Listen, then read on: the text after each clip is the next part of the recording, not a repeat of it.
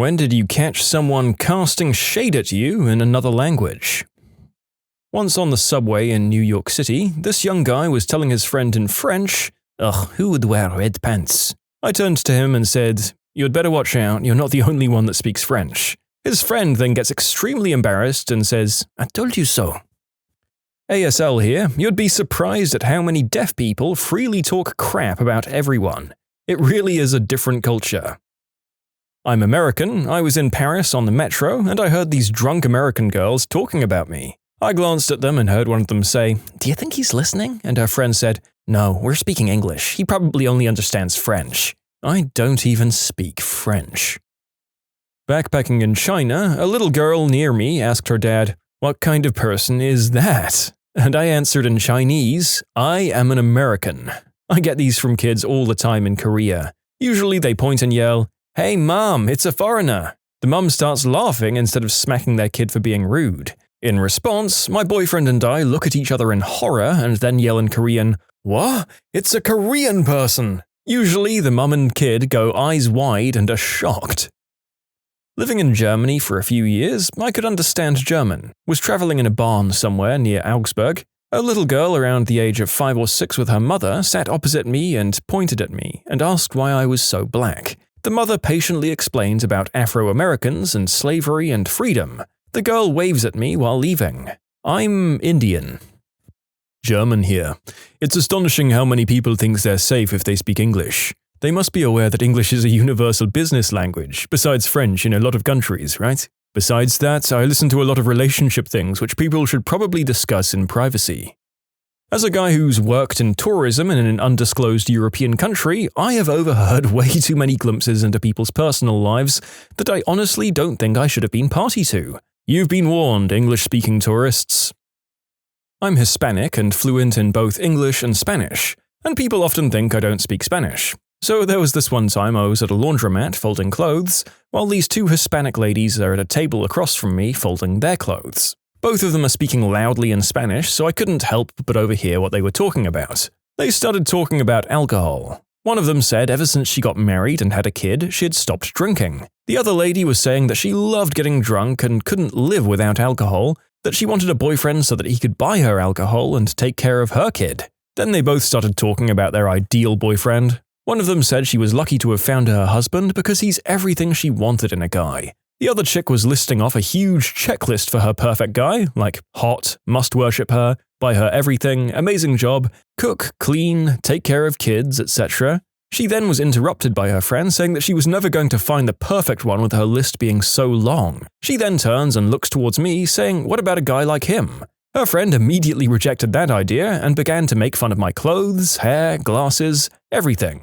I'm a pretty nerdy-looking dude, admittedly. She then says how I look like a loser who's doing nothing with his life, probably that I'm poor and won't be able to buy her things, and more. I think to myself that this chick is real rude, and I loudly reply in Spanish, "I wouldn't be into a chick like you because I wouldn't want a lazy drunk for a girlfriend." She got silent and just stared at me. Her friend began to laugh uncontrollably.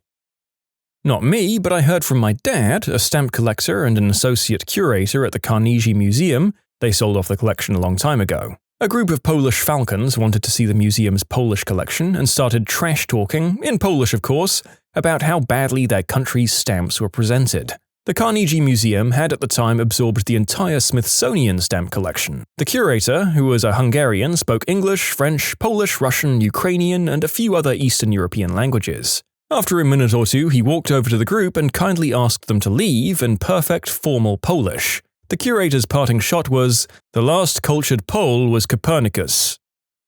I'm bilingual, English and French. I was in the hospital recovering from surgery, high as F on morphine, when the shift change occurred. The 2 nurses were talking in French, one briefing the other on the 4 patients in the room who'd all been speaking English with their visitors. The briefing included color commentary about our personalities, some of it being relevant to our medical status, like, "The woman in bed 2 hasn't gone to the bathroom yet on her own, she used a commode, because she's being a big baby. The man in bed 3 has problems hitting the bowl, and it might be better to have a catheter put back in than to have housekeeping come back every hour. Oh, and he's a jerk for thinking it's funny." When they got to me, Nurse 1 said that I was high as frick and hilarious, and that Nurse 2 would enjoy any conversations I had with my dad if he came back. I sat up and said, "Thank you, my dad thinks I'm funny too," in French, and laid back down. They both stood awkwardly and then said, "You'll be discreet?" I nodded and said, "For more pudding." More pudding arrived presently.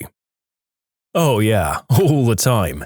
My other language that I speak is Hungarian, which is really obscure and not really related to any other languages beyond vague grammatical ties to Finnish and Estonian, and there are less than 15 million native speakers, of which just under 10 million live in Hungary. So Hungarian speakers will often just assume it's a secret language when outside Hungary, and that no one else will understand because 99% of the time it's true. That said, there are enough Hungarians in some places like San Francisco that it's best to not assume, and I overheard people quite a lot in the summer that I worked there. I remember, for example, hearing a couple arguing on a Saturday night in the grocery store in the tone that you'd normally be having an argument at home in, but they assumed that no one else understood them.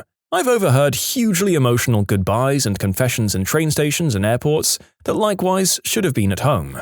You sort of really just cringe and turn up the music loudly on your MP3 player, because telling them to stop would just be more awkward for everyone involved. My mum and dad had the best story like this, though, when they were in Austria for their first Christmas as a married couple. Apparently, the table next to them at Christmas dinner in a restaurant there was a man by himself who had a German shepherd, and he was letting the dog literally eat the food off his plate and all sorts of things like that. So my mum spent the entire dinner complaining about this guy letting his dog do all of these things in a restaurant, in Hungarian, but at the end of the meal, as he got up, the man came over to the table and said, "Kelemes karakshoni unipeket kivanok," and left. In Hungarian, that's the polite way of wishing someone a happy Christmas holiday. Props to that guy, and props to my mum for telling this story to us kids so we don't rely on our secret language too much in public. I worked as an English teacher in a Japanese high school. I wanted my students to use only English in class, so I never let them know I understood and spoke Japanese. For a year, I overheard them talk about how long they thought my member was, whether I had a Japanese girlfriend, and so on. At the end of the school year, with all of the students gathered in the gym, the principal asked me to make a farewell speech as I was returning to my home country. So I stepped up to the mic and delivered my speech in fluent Japanese. Have you ever seen 800 jaws drop at the same time? It was glorious. Haha, I bet your glee gave you a really weird energy while delivering that speech, and that you were looking forward to it right up to the point where it happened. God, it would have been funny to see the view of a gobsmacked audience like that. Then again, you plonking a camera on the lectern for us to see it would have raised suspicion. I picked up a summer job at a local fast food joint this summer while on break from college. I'm a white guy from Southern California, and while not fluently bilingual, I do speak a fair bit of Spanish. During my first day, the rest of the workers, as I found out later, thought I was the owner's son and treated me like I was a king, which really confused me at the time. After they came to the realization that I was just a normal guy at a part-time job, the chitter-chatter started and some began to complain to each other that I shouldn't be there, getting territorial as if I were intruding because I wasn't like them. One woman in particular really didn't like me. About a week into the job, I overheard her saying something about me being a jerk and getting in her way. Later on that day, she told me to help her with bringing something to the kitchen from the freezer downstairs because she was busy, to which I responded in Spanish, "But you called me a jerk. Why would I help you do your job?" She was taken aback and kind of stammered off, embarrassed and muttering under her breath. It felt good to confront her and watch her get all red in the face. After that happened, people didn't seem to mind me that much.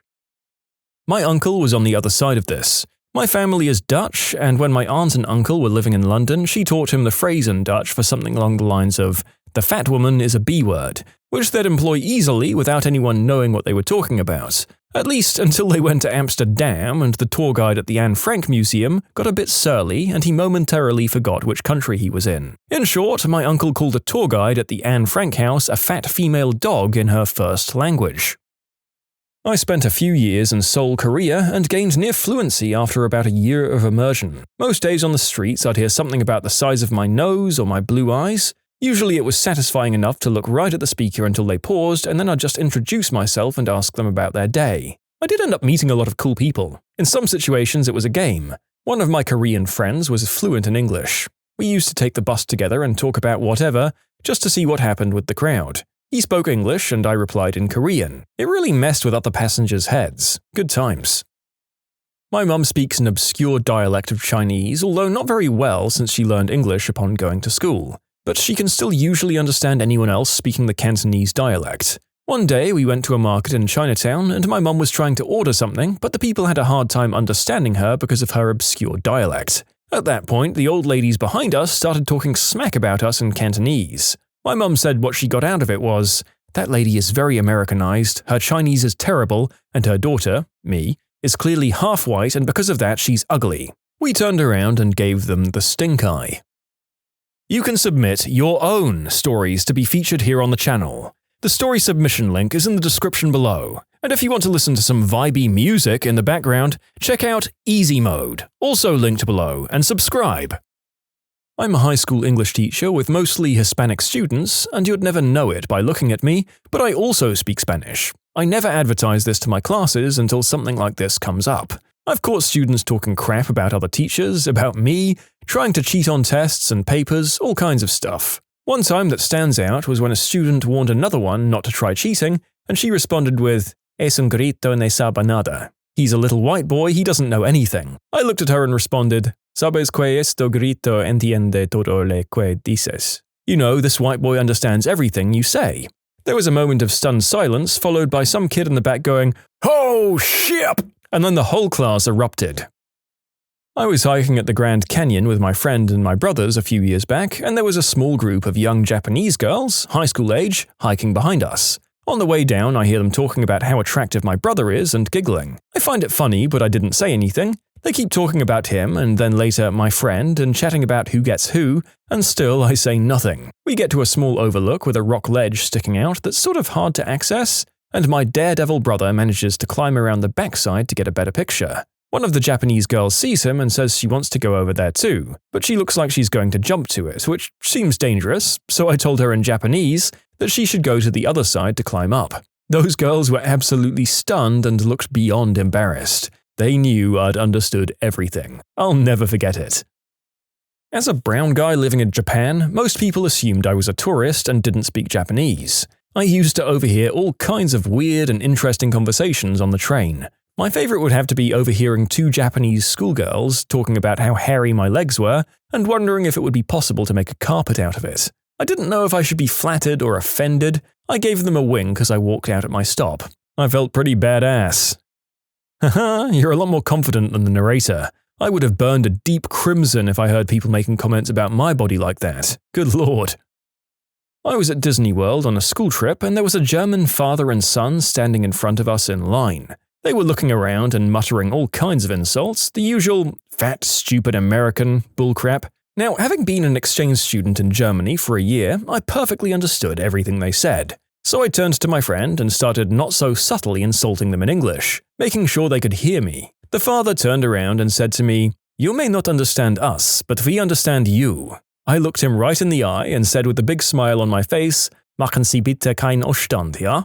Let's not make a scene, okay?" He just kind of turned around in bewilderment, like the idea that an American could be bilingual, least of all in German, had never occurred to him once in his life. I heard them muttering a couple more insults, like Scheißkerl, Arschloch, Idiot, but they didn't really say anything to us after that. It seemed they kind of made it a point to pretend we didn't even exist.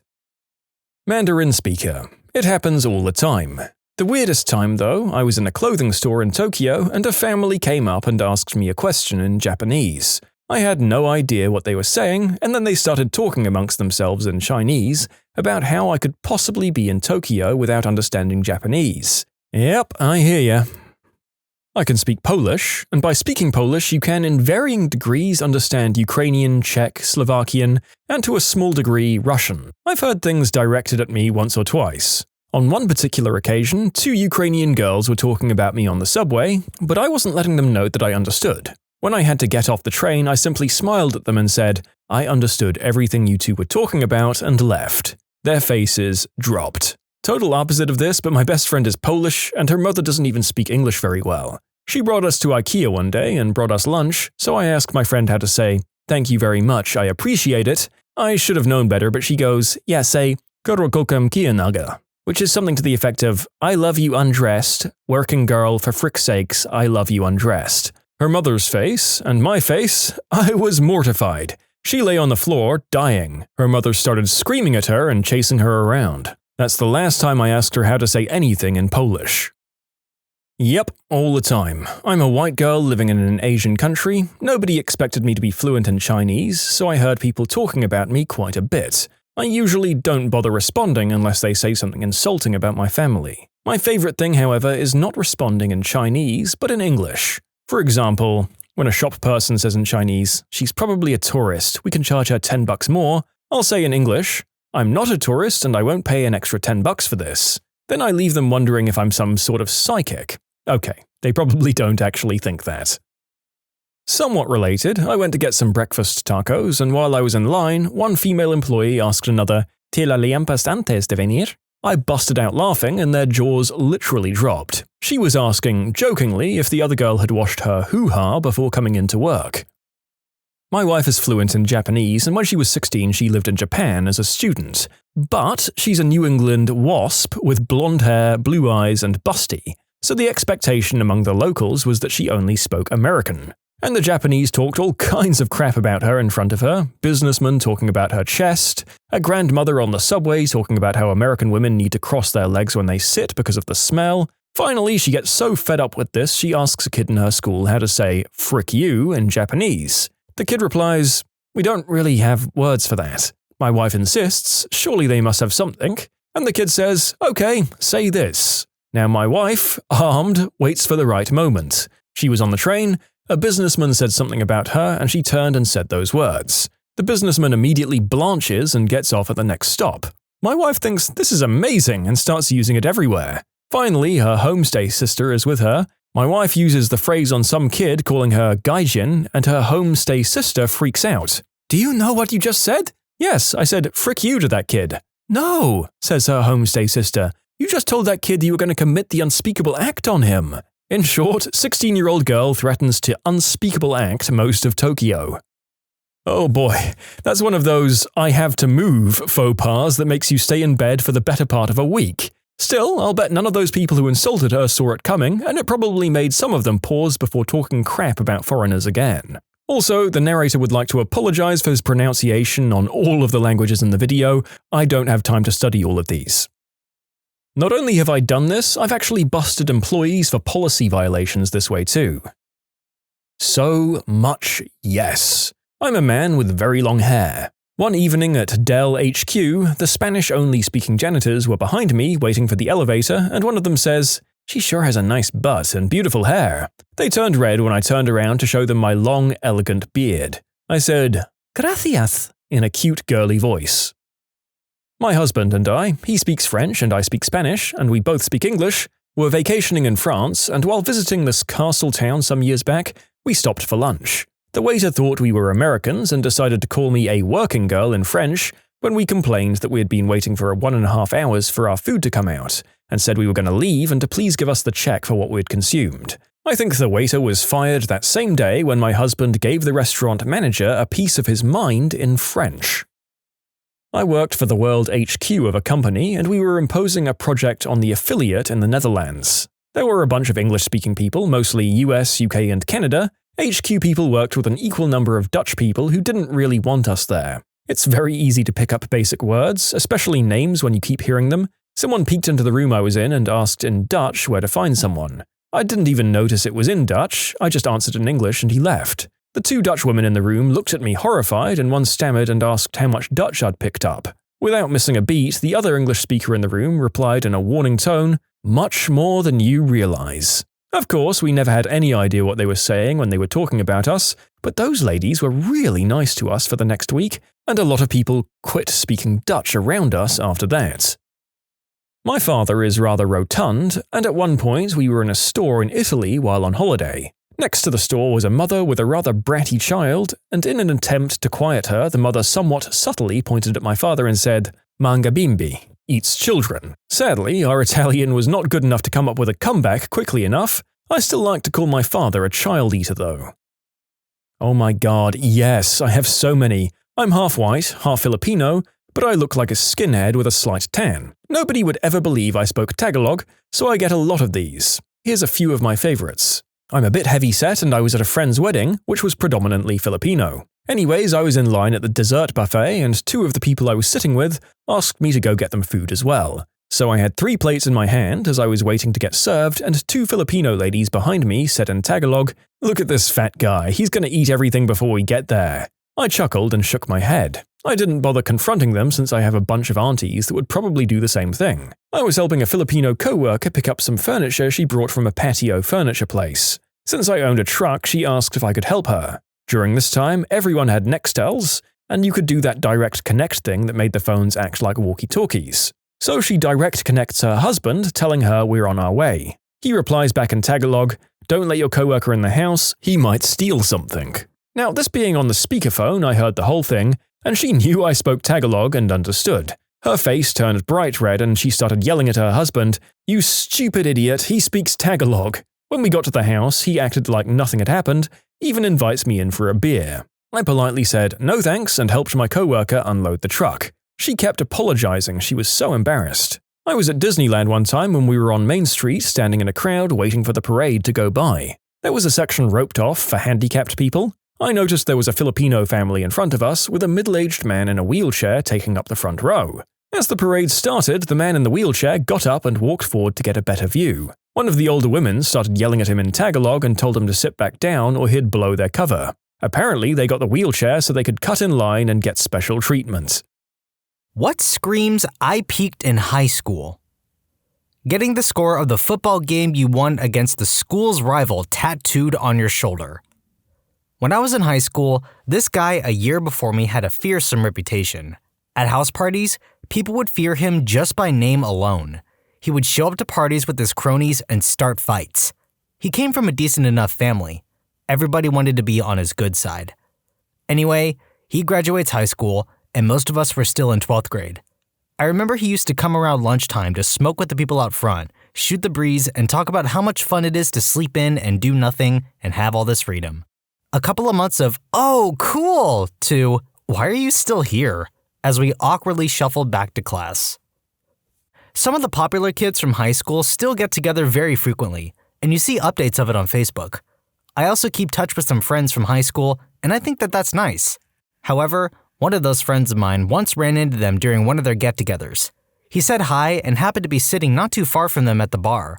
He said that all they did for the whole night was talk about high school. They looked up old classmates on Facebook, laughed at them, called them names, looked at their spouses, and called them names too. They still thought themselves the popular kids, as if they still had some sort of influence on all these people. Everyone has moved on, done interesting things in their life except for them. They're just rehashing old drama and old rumors. One of those girls had a small bit of success as a photographer in high school. She won a couple contests that were aimed at teenagers, and her photos weren't bad. Her parents turned this into a very big deal. Her friends all wanted to be in her photos, and she was dead set on going to art school and getting the recognition she deserved. I don't know if she ever made it into art school or if she dropped out, but she definitely did not become a photographer. Instead, you see her launching some new startup business selling asinine live, laugh, love crap about once a year. I dated a guy with this high school mascot tattooed on his arm. It was such a turnoff. A guy who graduated from my high school back in 2003 was arrested a few years ago for his second DUI. He was wearing his Letterman jacket in his mugshot. At my 10-year reunion, the prom queen came wearing a tiara with a custom Queen 03 sash over her shoulder. I had to go outside, I was laughing so hard. But I'll be danged if she didn't rock that outfit the whole time, so respect. Still sad though. We used to play indoor floor hockey in a loft room in the big gym of my middle school. One game I scored 3 goals, one of them being a bank shot off the wall.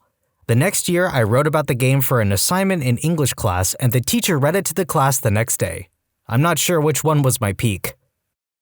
Still bullying the nerds at your 10-year reunion.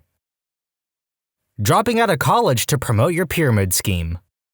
As someone who recently graduated, the students who returned to the school every time they came home from school just so people would pay attention to them.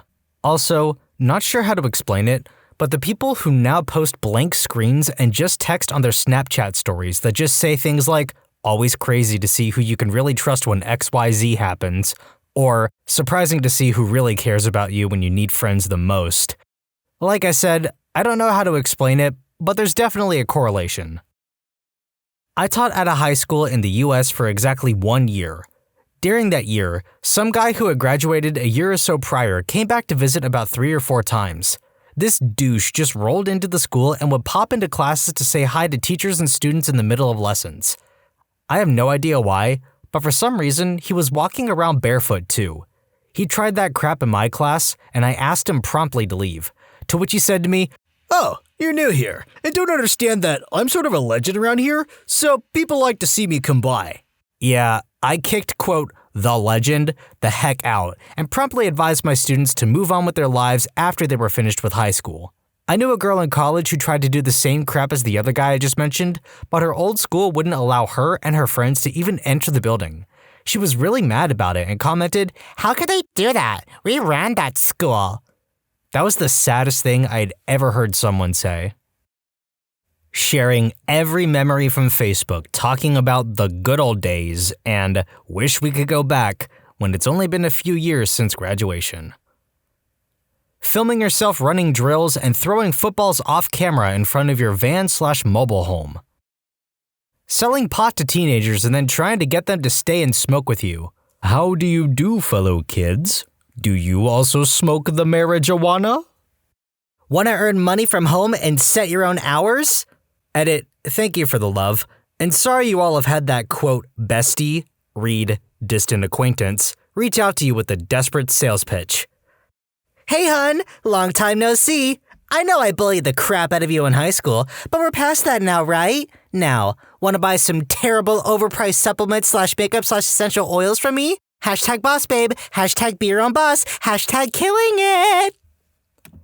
The class that graduated before me had their 10-year reunion last year, and apparently a big fight broke out over something that happened when they were all still in high school. I guess that's one way to tell if someone peaked in high school. Pretty embarrassing. When I was in high school, the cool kids partied hard. They get blackout drunk and used whatever illegal substances they can get. I was looking through some of the profiles of some of those classmates, and a few of them are still doing the same crap. Talking gangsta stuff despite growing up in a middle-class suburb, talking about how they miss their kids who are in CPS custody because they went to jail for using, going on rants about narcs, etc. They're about 27 or 28. What made you cool in high school makes you a loser as a grown adult, especially when you're a parent. Teachers who suck up to the athletes and other popular kids and ignore the less popular kids. Hope you're enjoying the video. Don't forget to subscribe, and if you like Am I the Genius, you'll probably love Am I the Jerk, linked in the description below. I went to school with a girl whose parents graduated from our high school 20 years prior. All 4 members of their family got the school's logo tattooed. Her boyfriend still goes to the football games and reposts his game highlights on Instagram. We're all 21 to 22. I'm from New Mexico and live in the largest city in the state. We've never had a good high school football team, and the BF usually goes to pick up underage girls and brags to everyone about how he was the star football player. If someone from another team makes a really good play, he'll make some kind of remark about how he could have done it better, or he'll go into a detail about his junior varsity football experience. Making any mention of SAT or ACT scores. Bonus points for that IQ test you took when you were a kid online. Man, I remember how much our high school used to stress about ACT scores. It was like putting all your eggs in one basket. They painted this picture of not being able to get into college if you had anything lower than like a 28 or something. And a small rant here, I hate how much of high school was just learning how to take tests. I never absorbed any of the information on the ACT categories, which were math, science, reading, and English. Some of those science graphs would have been genuinely interesting if I weren't under the pressure of taking a test. The ACT and all the prep work boils down to, how do I take this test as efficiently as possible with the time I have? And they wonder why we suck at college. I was in the National Honor Society, so I know a little bit about leadership anytime after high school. Still wearing your Letterman jacket and class ring in your 30s. Talking about high school sports games from a different decade as if they meant something. Still living in your hometown and looking forward to that night at the bar just before Thanksgiving when everyone who left comes home, so you can talk about high school stuff to people who have grown up and have real lives now. I have a good one for this. My cousin once dragged me out to a local bar that I don't particularly care for due to its reputation. But I was going through a separation and figured I could use a night out. A guy comes up to me, clearly already drunk, and belligerently declares, "I've never seen you in here before." I replied, That's because I've never been in here before. Well, I'm just saying, I've never seen you here before. Okay. I'm John. I used to play football at the school up the road. You know, the school just up the road, up on the hill. Yes, I know the school. I went to the same school. Yeah? I played football there. Good for you. I don't remember you from school. I don't imagine you do. Well, I'm just saying, I played football there and I don't remember you. Finally, he walked away. More like stumbled away. This was back in around 2013. I graduated in 2004. He was 1 or 2 years ahead of me. So it had been over a decade since he graduated, and he was using his high school football to hit on chicks at the bar. He moved on to hit on my cousin, so I pretended to be her lesbian lover to chase him off. She thanked me for it. Guy is a total tool and always was. Edit, I seem to be catching a little flack from a few people for being, quote, rude myself. I left a portion of the conversation out to avoid being too long-winded. I did ask him if he remembered a secretary at the school, and he started trash-talking her. I told him she was my mother. He paused, at least he stopped trash-talking mom, and then cycled back to not remembering me belligerently. To add a bit more context, I remembered him from school from a different belligerent encounter. He randomly said to me one day, "You're like some kind of pothead, right?" I said no and asked why he thought that. He explained that I hung out with a few known potheads. I did, and that must mean I was a pothead too. So I explained that they were just my friends, and just because they smoked didn't mean I had to do it too, and that I didn't, which was the truth. He repeated the notion that I must be because of who I hung out with, so I explained again that I didn't. He finally dropped the subject. This dude has always been belligerent, douchey, repetitive, and incapable of carrying a conversation. Hope this info and context clarifies things. My friends used to get together to play Halo, the old 4-person split-screen multiplayer, and they'd destroy me every time. Now, we've all moved away, and we play shooters together online occasionally. I win almost every time now that they can't see my screen. Those suckers screen peaked in high school. I'm mad. I'm mad about this pun. Dying before graduation. Yeah, okay. That mean you peak in high school by default, huh? A guy graduated 2 years before me, in 2006. He got a job as a school narc my senior year. Basically, a job that is somewhere below security and barely a step above student. We had our 10-year reunion last year in the school gymnasium, and there he was, with the sunglasses on at 8 p.m., sporting a sweet Flavor Saver and Dickie shorts, with his black socks pulled up to his knees, as was the fashion for all the bros at my high school when we attended. He was making the rounds, trying to enforce every single rule that was imposed on students. Meanwhile, we are all 27 to 29 years old and nobody is taking his crap. Eventually, someone told him, "You were a tool in high school. Nothing has changed. Get lost, narc." He then started listing every girl he, quote, boned in high school. It was hard watching that guy spiral so hard while everyone was laughing at him. Edit. A Flavor Saver is a nickname we gave for the patch of hair that grows directly under your bottom lip. It's a flavor saver because when you go down on a woman, the juice gets in there and can taste it later. I hated reading that. It's just a joke we'd say because it was very popular amongst the bro crowd in high school. Basically, a guy who tries way too hard. Because they couldn't grow beards or mustaches but could attain one of those. I have a friend. We'll call him Dave. That isn't his name because his family is Iranian, but we'll call him Dave. I also went to school with another person who I'll call Jerkhead, because he's a jerkhead. He refused to be called by his actual name anyway, and insisted on being called by his nickname, which for the purposes of this tale, we shall call Massive Wanker. Dave applied for a job and got it. It was a pretty serious gig, a finance job that paid extremely well. He got it and arrived for his first day. The guy who hired him showed him around the building, then showed him to his desk and introduced him to his immediate manager. It was Jerkhead. This was literally about 15 years after we'd left school, and everyone who wasn't a follow Jerkhead thought Jerkhead was far in the past. Nope. Dave said, "Oh, hi Jerkhead." Jerkhead replied, it's actually Massive Wanker if you don't mind." Dave said, "What, still?" He then went down to the lobby and paced around for 10 minutes and then just walked out. Nobody wants Jerkhead to be their boss. Dave now works elsewhere and seems happy. Jerkhead, however, no idea. Don't care. Why? Because he's a proper freaking jerkhead. A football coach at my high school held a record as a linebacker for when he was in high school in the 80s. One kid a few years ago on the first string varsity team came 30 yards away from breaking that record, and the coach promptly took him out of the game and kept him for the rest of the season. Only one game left at that point, so no one could break his record from 30 years ago. One of the few good things, maybe the only good thing, about the UK's usually screwed education system is that hardly anyone, except those who have had an expensive private education, gives a crap about their old school. No loyalty to the old school. Sports loyalty when at school was practically non-existent. No one, apart from those on the teams, usually gave a single crap about how the sports teams did. No yearbooks, no jackets, no proms. At least when I went to school, the aberration seems to be creeping in now. No one gives a crap.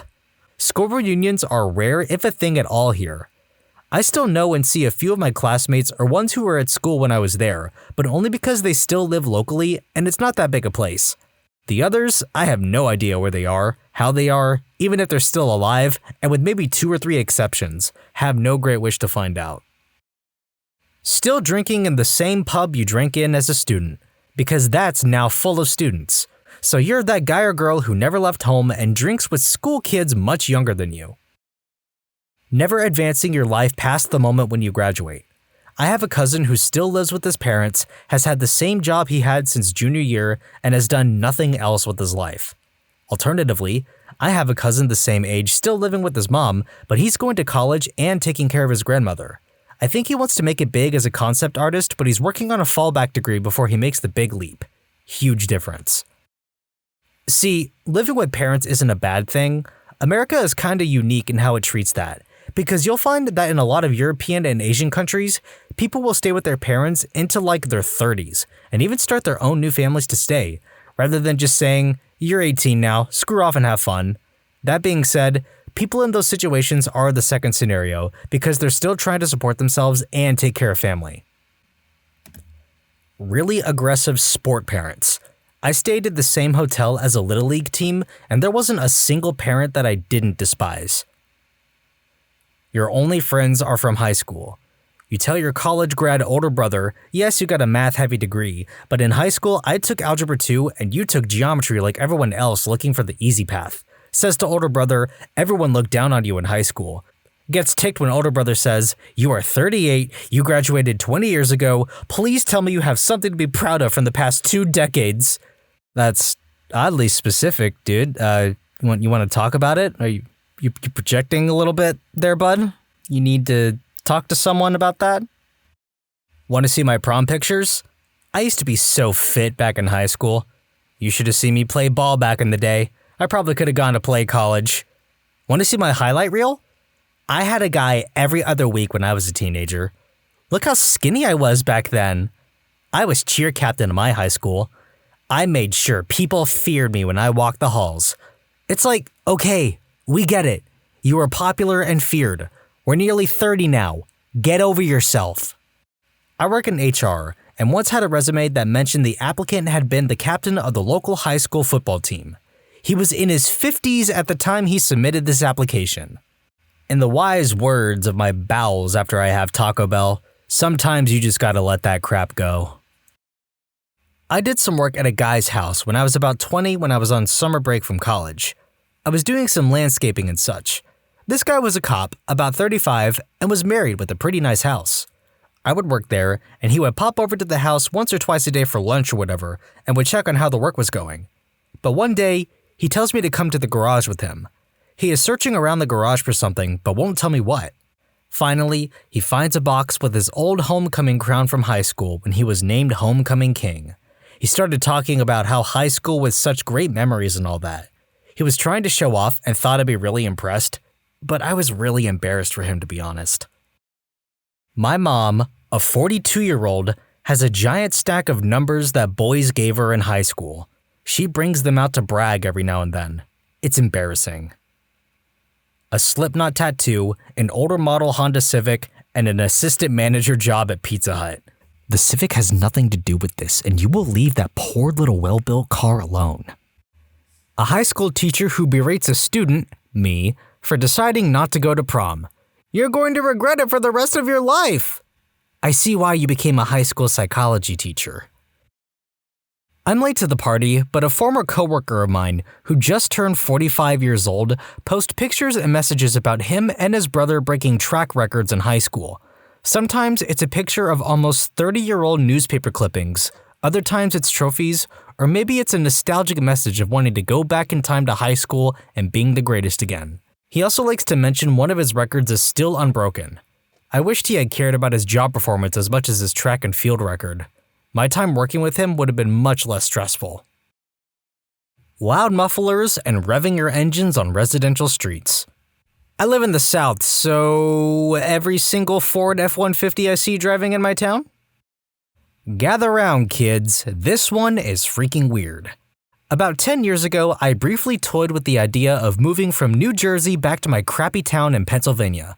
My job sucked. I needed a change of scenery, and there was this really good opportunity, surprisingly, back in that crappy town. We're talking $10K more in pay, cheaper living, closer to family, and what few friends I had left from high school. This, I should note, was when I still had my high school on my resume. I show up for the interview, and the hiring manager has a shrine to our high school in his office. Football jersey bearing his name is framed and hanging above his desk. He has pencil cups with the school crest on it. He has mugs bearing the school name. The first thing that jumps out at me is, where did you get all this crap? We didn't have a bookstore. I have no idea how you would acquire a high school mug or a pencil cup. Yet, there they were.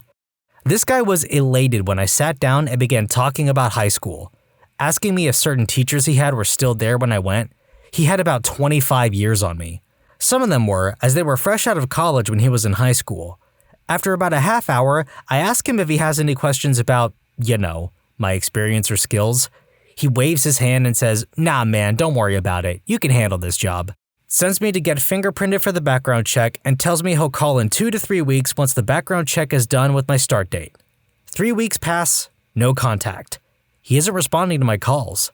Finally, I catch him on the phone and he's apologetic. Surely I would understand, however, that he simply had to hire the guy who came in after me.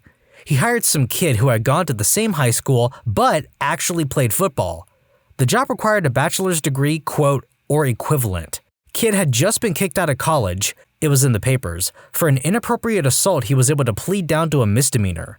The hiring manager, in yet a new level of unprofessionalism, is telling me all about this, but adding that even though he doesn't have his degree, he has 3 years of college plus all that leadership experience from playing football, so it's equivalent. But hey, no hard feelings, dude.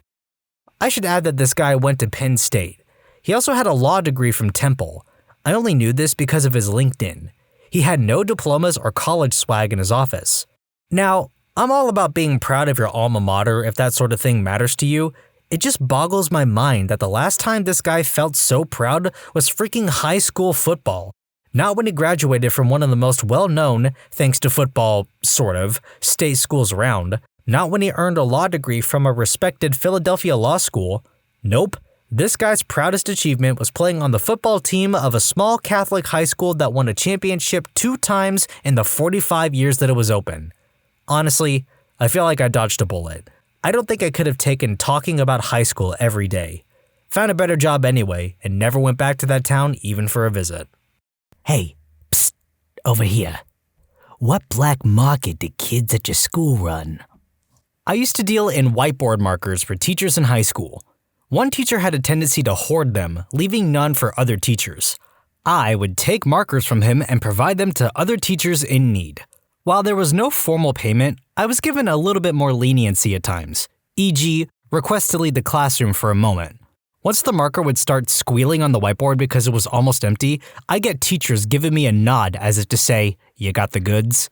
I'd then supply them with the marker color of their choosing, usually black. It was actually a lot of fun, and I never heard teachers talk about my systems or chastise me for taking markers. I was in elementary school when Pogs were big. Everyone had cool slammers and stuff, but I didn't have money for good ones.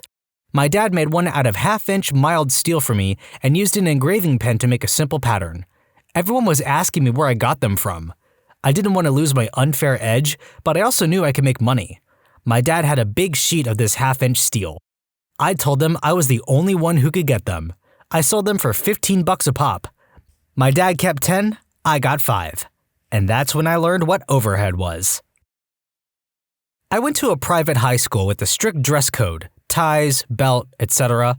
So, I bought a bunch of ties and belts from a thrift store and ran a lucrative rental business out of my locker. Locker accessories such as carpets and magnets. Carpets? In a locker? Do you mean like floor mats? Or small rugs? I didn't know there were schools with walk-in lockers. Used to crush up warheads and mix them with sugar. Sold them by the straw with the ends melted. 50 cents a piece. I don't know if this counts, but me and my brother would take money to beat all the challenges in GoldenEye 007 for N64, so people got all the cheats. The invincibility challenge was the toughest. I used to sell Coke, the drink, because they didn't allow fizzy drinks to be brought in. Authorities have reported that a young student was identified selling Coke in a middle school. Hold on, I'm getting reports that it is, in fact, Coca-Cola and not the other thing. There goes that story. I have family in New York and would go to visit a couple of times a year back in high school. Every once in a while, we'd visit Chinatown in New York City, and I'd end up buying hundreds of dollars worth of fake watches, Rolex, Tag, Gucci, etc., return to school, and sell them for double than what I paid for them. Pokemon cards we would hide under playground equipment and trade them because the teachers would take them if they saw them. So we always set up deals in class and created a whole Pokemon card trading network. My school used the metallic ends of pencils as a currency. Bronze was rarest, so it was the most expensive. Green was most common, so it was the least. We traded for erasers or pencil cases or a spot up in the 4-square line. Eventually got banned, but we still operated with people acting as banks to keep the currency hidden and to keep transactions hidden. At my school, they took all the sweets out of the vending machines and replaced them with healthy snacks. In the local town, there was a sweet shop where you could buy a kilo of mixed sweets for £5. So every week I would go there and buy 1 pound of small paper bags and spend the Sunday night before school repackaging them all ready for the week ahead. Come Monday, I would go into the school and load up my bag up every day selling the bags for 50 pence. Cuban sandwiches straight out of a duffel bag before school. They were bomb, cheap, and way better than the lunch in the cafeteria. Oh my god, no, you guys have got to check out this movie called Chef. It has Jon Favreau and John Leguizamo in it, and among the incredible dishes shown in the movie, cubanos are part of it. It's a sandwich made with marinated pork, ham, cheese, and pickles, all in between pan cubano, a specific type of sandwich bread. It gets pressed on a plancha, and it looks so good. I know I talk about food way too much on this channel, but you all have to watch it or try it yourself. The only guy in the school whose family had proper TV channels used to tape wrestling events and rent them out. Apple laptops in middle school. Some had iTunes, some didn't, and the kids wanted it, so I apparently was the only one who knew how to transfer the installer with my USB. I put it on everyone's laptop for gifts, favors, etc. in return. Got caught by the sub that day. I told her it was my flash drive, I could do what I wanted with it. And that's how I got my second detention in my life. Gifts were typical middle schooler stuff. Yu-Gi-Oh cards, fruit snacks, best food trades during lunch, gaining popularity, and hanging out with the cool people. Obviously they were taking advantage of me, but I didn't mind. When I was in the 6th grade, a teacher sold candy in between classes at marked up rates. A student decided to undercut her. That put an end to all candy sales. These little game coupons that our teacher gave out for winning class quiz games. Right when people were starting to get scanners and printers in their own homes, some kid made copies of his coupons and sold or traded them to other students. Since I have some people asking what the coupons could be traded for, it was usually a piece of candy or a pencil with a fun print or something similar. I think the kids ended up getting caught like 2 weeks into the scheme. Edit, a lot of people are comparing this to Diary of a Wimpy Kid, which I've heard of but never read before. I think kids are just clever and do this kind of thing on their own because a lot of people in the replies had similar things happen in their own schools as well. I don't know if this is where the kid got his idea or not, but this may have been before those books came out. Silly bands. I remember a kid made like $50 in one day. I actually looked this up because I remember silly bands when I used to go to school, and they ended up being banned in classrooms for being too distracting, which, schools will ban anything if they deem it, quote, distracting. But there have been incidents where children have cut off circulation by extending several silly bands up their arms, in some cases causing serious injuries. You're telling me that my T-Rex-shaped silly band would have cut my circulation off? I had the principal's secretary's handwriting down and used to sell hall passes for $1 each. Made a killing. I don't really know how much I made, but it was in the realm of $5 a day. Sometimes I went dry because you needed the actual pass paper, but I finally figured out how to get into the supply closet, slide the student ID by the latch bolt. I only took a few pads at a time so they wouldn't get suspicious. Edit, I could also forge my mother's signature. Did it so well that when I brought in a note from her that she scribbled on the dash, they called her to confirm.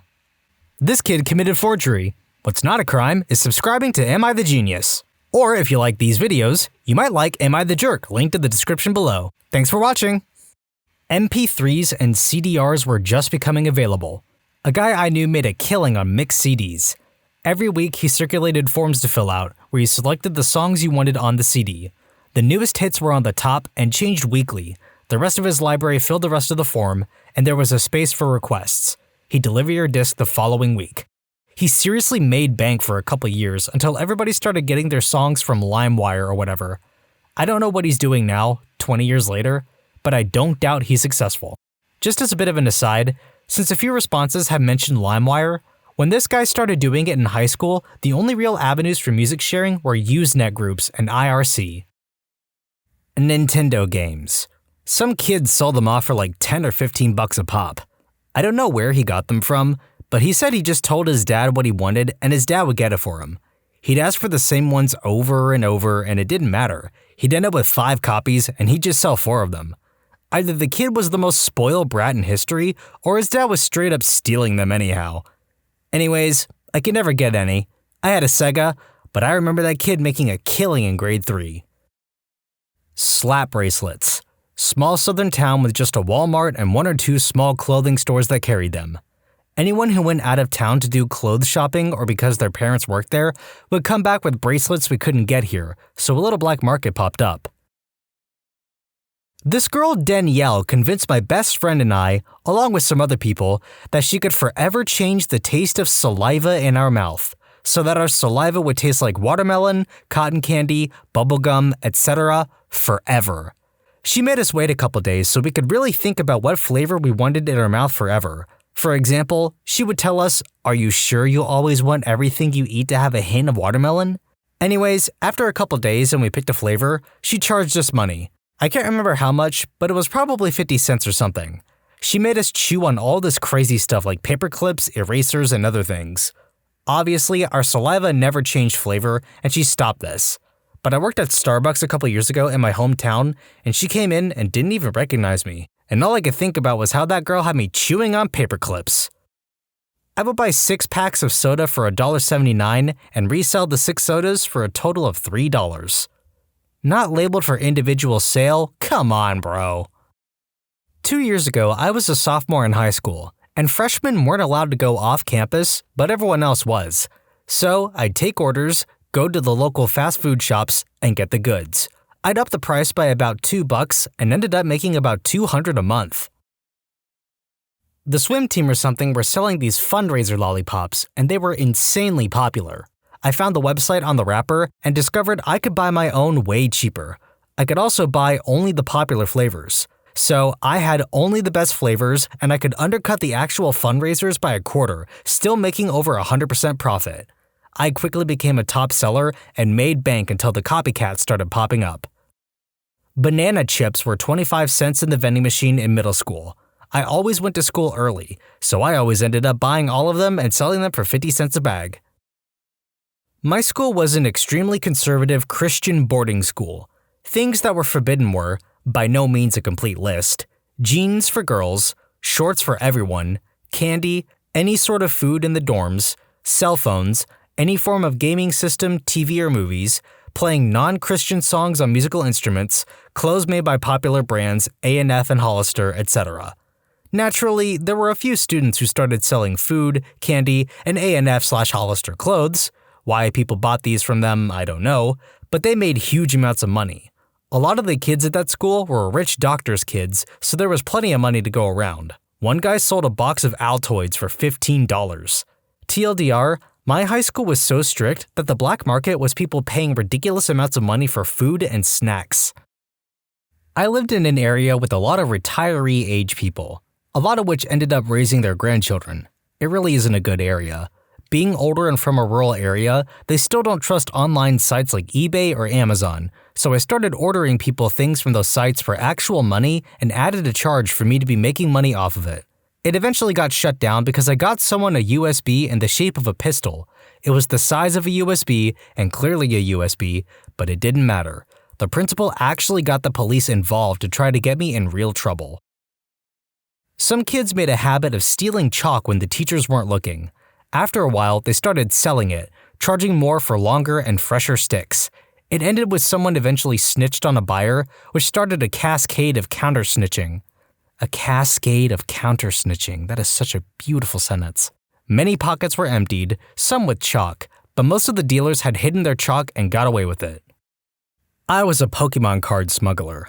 In 6th grade, my friend's dad overheard my friend and I talking about how much our Pokemon cards were worth. He was shocked to learn some were $10 to $20 a piece. He made the comment, "Shame they won't be worth that much when you go to sell them." That comment stuck with me, and a few days later, I started selling my cards at school. I made a list of everything I had with prices next to them. I passed the list around during class, and kids would meet up with me between classes to buy what they wanted. I was making crazy amounts of money for a middle schooler, and before long, parents were complaining that their kids were skipping lunch because they were spending their lunch money on Pokemon cards. So, the school banned them.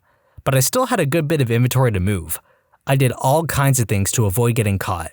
I hid cards in boxes of crayons, I put a few sheets of sleeves in the middle of a binder full of legit notes. I even hollowed out an old textbook to hide all my cards. Despite getting searched 3 to 5 times over the next few weeks, my cards were never found, and I was able to sell all of them before Christmas break. I ended up making close to $800 and was able to buy my entire immediate and extended family Christmas gifts with my own money for the first time. Once all the other kids learned how much money I had made, they were blown away, and suddenly everyone was selling their cards. Problem was, no one was buying them anymore. TLDR, I started a one-kid Pokemon card black market, smuggling them into school, and got out of the game right before the bubble burst. Pencils for pencil fighting. The way it worked is, one person would hold their pencil out, grabbing both ends, and then the other person would see if they could break the pencil with theirs by holding one end and then pulling the other end back, snapping it down on the other pencil. We made a website that started as us doing stupid prank phone calls and jerkwad stunts. It turned into a homework sharing and answers to tests and quizzes that people would steal later. Luckily, I wasn't involved by that time, but my friends weren't involved in graduation. Marbles were big at my primary school. Real big. It got to the stage where they were only allowed for 3 months a year, as we would no longer discuss anything but the game we had or the make we wanted to pay for. That was marble season. Now you could buy a big bag of cat's eyes from the supermarket, but they wouldn't get you far. To play the high-stakes games, you needed a specked egg, a glitter bomb, a tidal wave, or something exotic, but those suckers were pricey. Us poor kids couldn't afford those things, so we secretly gambled our marbles through the year. So when marble season opened, we had amassed enough marbles to really be ahead of the game. Being caught with marbles outside of marble season was bad, real bad. One kid got 5 strokes of the cane. This being so, it was a big risk to hide in the shadows of the trees and sling those little glass balls about. Not only did it hone your skills for the season start, but you got good at taking the shot and then acting nonchalant. Marbles were currency. You could trade lunches with them or buy time on playground equipment. There was a good reason they banned marbles at my school. We turned it into some sort of mafia crap. My mom won a year's supply of double-stuffed Oreos. I sold them in Ziploc bags while in 4th grade to everyone I could, even teachers. My mom thought my friends were eating them all. Me and my best friends sold packs of gum in middle school. We'd make around $30 a day, and the teachers were going crazy trying to find where all the gum was coming from. As model students, they never suspected us. I'm kinda glad that I'm not the only one who knew high schoolers obsessed with gum. every day, almost every period, I would hear people asking people for gum. They'd even ask me, nerdy kid who no one really talked to, if I had gum. That's when you knew they were desperate. Live fish. Some Asian kid would walk around school with a few live pet fish in his school bag and sell them. Pop rocks in the late 70s.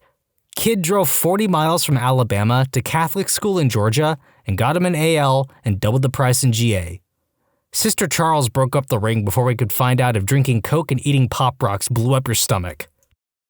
Pink eye, $5. In middle school, you could come to school with pink eye and make a lot of money off of kids who wanted to miss a test. Kid would just stick his finger in his own eye and then in yours. The f***? No! I hate that. These Hispanic kids in my school brought a bunch of Mexican snacks to class and sold them for cheap. Those mango lollipops with the chili powder on them, or whatever it is, were the bomb. Actually, I happen to have a hustle. My friend lived in New Orleans. She moved away from my state and came up to visit. It was just Mardi Gras, and she had a whole trunk full of beads. She gave me an entire bucket of them because they were literally in over their heads. I marketed them at school as authentic beads from the real Mardi Gras, and kids were paying 50 cents for one of them. I should have majored in business instead of becoming an art student. During elementary school in the 80s, many candies weren't individually wrapped for resale in stores. Think Warheads, etc. I bought bulk packs of candy, didn't matter what kind, although atomic fireballs were my cash cow. I individually packed them, or maybe a couple to a pack depending on the candy. I used those tiny Ziplocs you see people use for drugs. Being around adults a little devoid of scruples, I was able to get those in bulk from a local head shop called High on the Hill. It was a surreal time looking back. I was the only supplier for a year solid in 4th grade. I made so much bank for a 10-year-old, it was insane. I would make $100 a week just off of atomic fireballs. The bulk jugs were about $5 or $6 each wholesale, and at a quarter each, it worked out to about $60 a jug profit if I recall. Luckily, school came easy to me because it was a full-time job keeping stock, packaging product, counting piles of change, budgeting, keeping a bank register. Mom got a separate account that I used for my money, dodging the man, etc. It was turbulent as I never really had a group of friends as a kid, but in the 4th grade, I was the freaking man. Going from having no real, quote, good friends, and having my time divided by either being picked on or ignored, to becoming the belle of the ball was surreal. Even at that time, I was able to realize what was going on. Their smiles were all fake. Their interest was not in me, but rather what was in my bag any given day. Girls were not saying hello because they were being polite, or even the least bit interested in talking to me. They were just waiting their turn for their fix. That denim bag got more attention than I ever dreamed of. I was just along for the ride. I had laid the groundwork and provided the blueprint. When the 5th grade started, there was competition, but they were weak.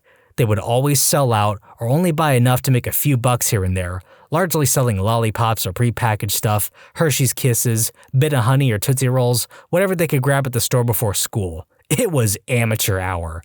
They had made a mockery of something I took seriously, as seriously as a 10 to 11-year-old can take something. I closed up shop pretty quickly after the school year began. The fast life and fast money was over. The excitement wasn't there, the smiles weren't as big. Kids came to me as a last resort. They bought the popular kids completely out before looking my way. It was like flipping a switch. My first day without the bag, I had a few kids ask if I was holding, but once word got around that I was out of the game, everything went back to normal. No friends, no conversation, no one to sit with at lunch or on the bus. No one interested, fake or otherwise. It was the first time I had ever really witnessed the dynamic of being disingenuine. I had always been authentic, and after it was all over, I was happy to stay that way. I've never really recounted this time into words. As it turns out, I learned a lot of life lessons in the 4th grade. TLDR, I peaked in the 4th grade. Redditors who have won a lifetime supply contest. How did you win? And how's it going? In college, I frequented a specific Jack-in-the-Box that was walking distance from campus. I'd occasionally talk with the manager, who was a pretty cool guy and one of only a few people I knew who were into the World Cup. One day he says, "You want a lifetime supply of milkshakes?" I thought he was joking, so I was like, sure. And he handed me a huge stack of free milkshake coupons. Not so much a contest, but I guess I won the prize for friendliness. Once won a year's supply of the Tropicana juice drink. Was awesome, but you could only buy 4 cartons a month with dated vouchers, so it never really felt as magical as I was hoping. 9-year-old me wanted like a dedicated Tropicana faucet in the kitchen. When I was a kid, there was a phone-in competition to rename a popular children's cereal. It cost money to vote as it was a premium number, but my mother let my younger brother vote for fun. What we didn't know at the time was by voting, you'd be entered to win a lifetime supply of this cereal, and my brother won. So they called up, and our mother told them we didn't want it. My mother ruined our childhood by telling Kellogg's we didn't want their lifetime supply of cereal. I could be eating that right now. 16 years later, I could still be enjoying that cereal. This was in the 90s. My granddad won a lifetime supply of Reader's Digest. He was the only doctor in a small village in India, population under 1,000. He started stacking them up in his clinic, and the village kids would randomly browse through them. As long as there wasn't a rush or they weren't being loud, my granddad would let them sit there for as long as they wanted. I spent my summer vacations in the village with my grandparents.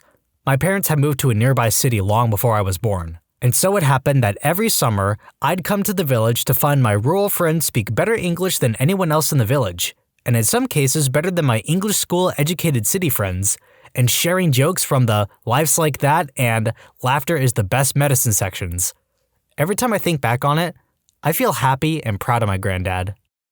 When I was in college, a guy in my fraternity was featured in a Nike running commercial. He was paid a fixed amount, and they would randomly send him shoes throughout the 2 years I knew him. After he graduated, shoes still showed up at the house every quarter until I graduated. The funny part of the story is that he was on the university cross-country team, D1, and when he signed the paperwork, it voided his scholarship. The coach calls him in his office and berates him for a half hour on how he, quote, screwed up his scholarship. His response was priceless. I have 4 more semesters and Nike paid me enough to cover in-state tuition for that time. Also, I hate running, but I'm good enough to have gotten a scholarship. Now, I have school paid for and will never run again. Good luck to you all, though. Won a lifetime supply of knives. I guessed correctly how many sheets of paper the knife could stab through. After I broke the first 2, I was told my third was my last one. Apparently, the knives were supposed to last a lifetime.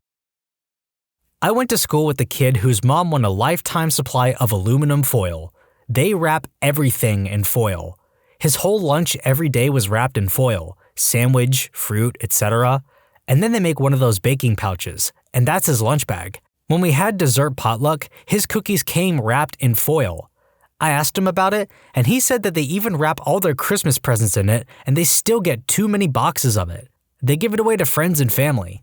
This is something I had no idea could be a problem until I read about it. When Naked brand juice smoothies first came out in San Francisco, I happened to be a homeless vagabond. I sat there by the trolleys with a sign, "Homeless, hungry, anything helps." A nice lady was handing out free coupons to try out this new juice at Whole Foods. She saw my plight and was probably sick of handing out coupons, so she dumped hundreds of them in my hat. I lived off of Naked fruit juice smoothies.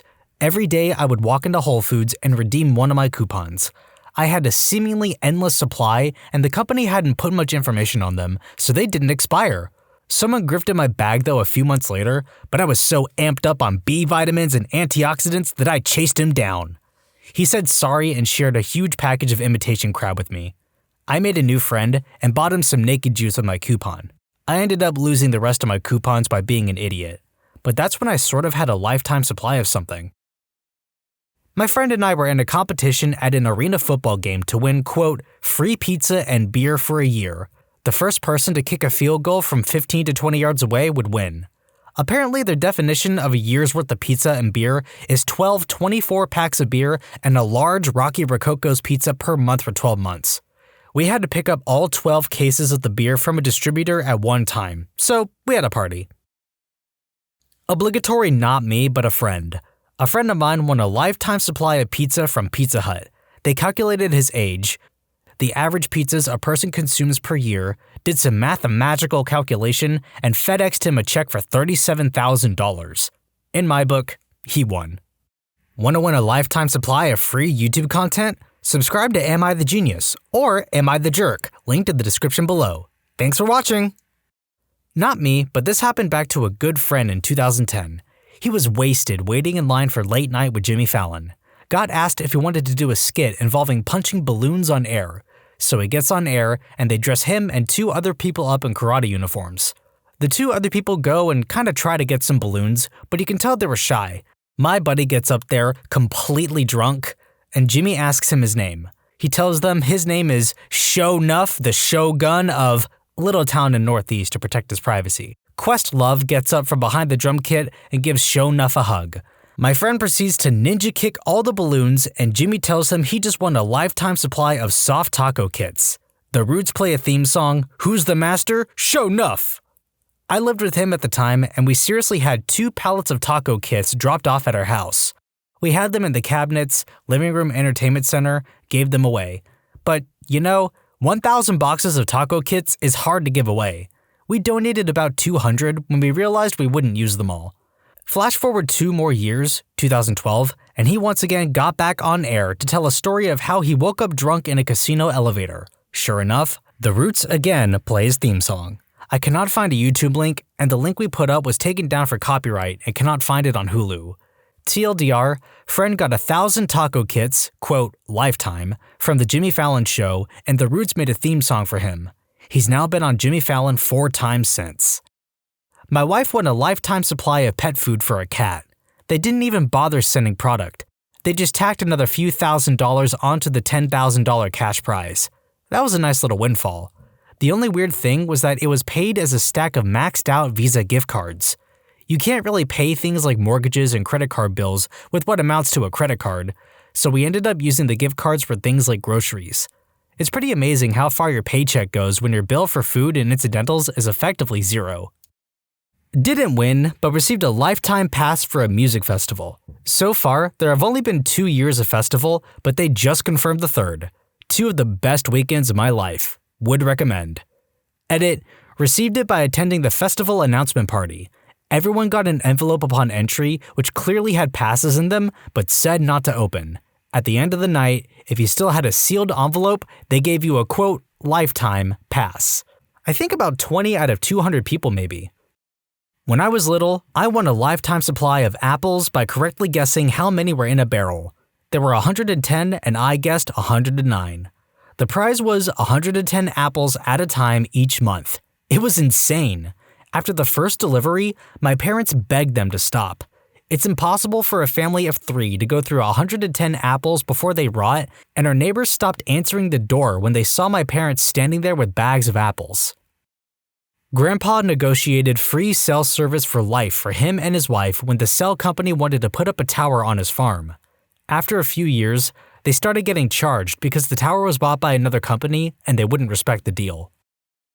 Not sure if this counts, but I got free cable from Cox Communication because their equipment at the drop almost burned my house down. They gave me every channel and internet.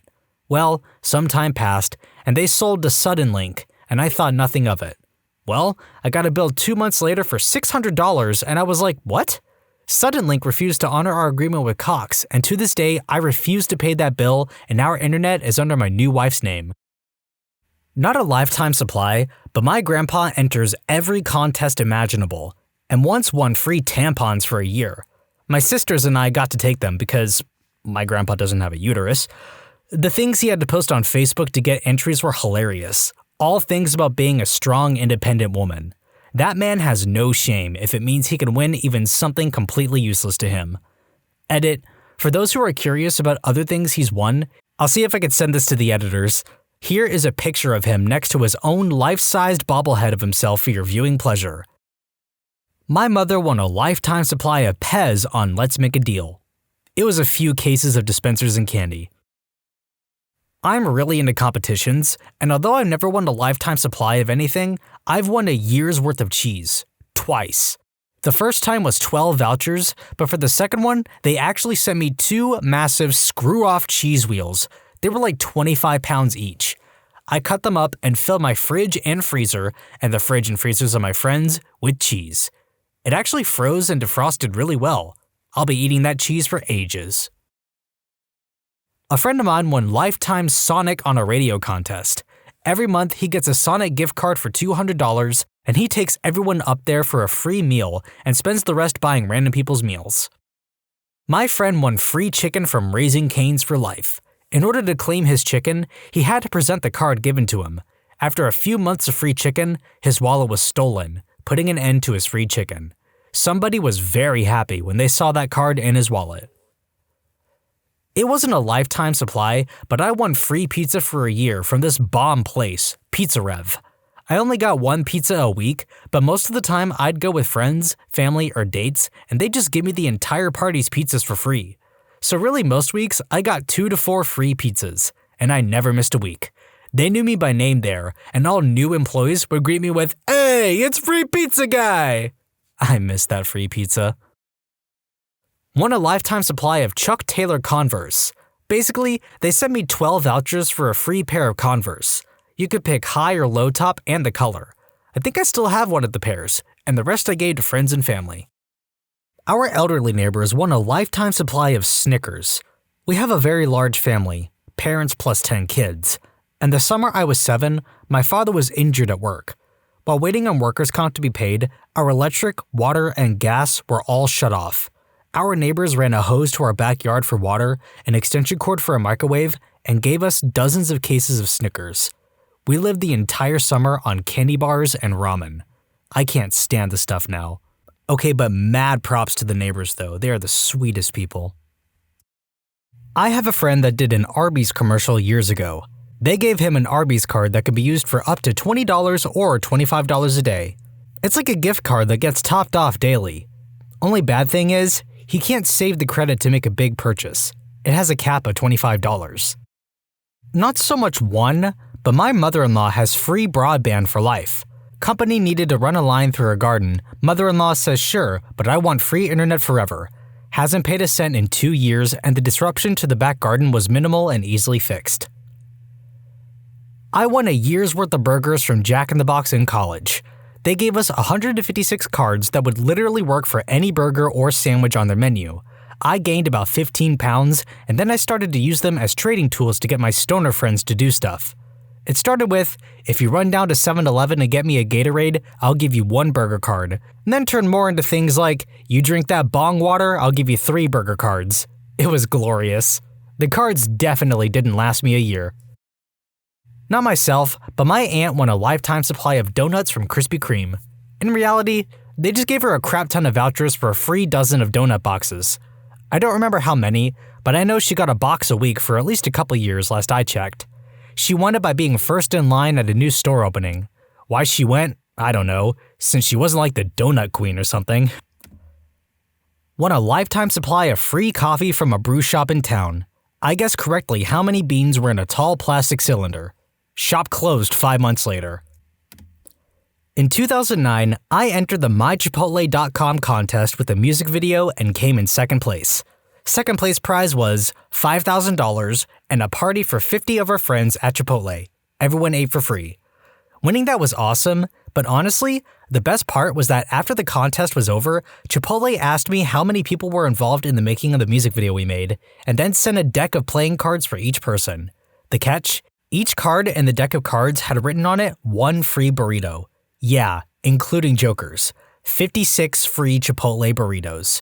Since I was the first person to find out and receive these decks of cards, I kept it a secret. I called each person individually and said I had a gift for them.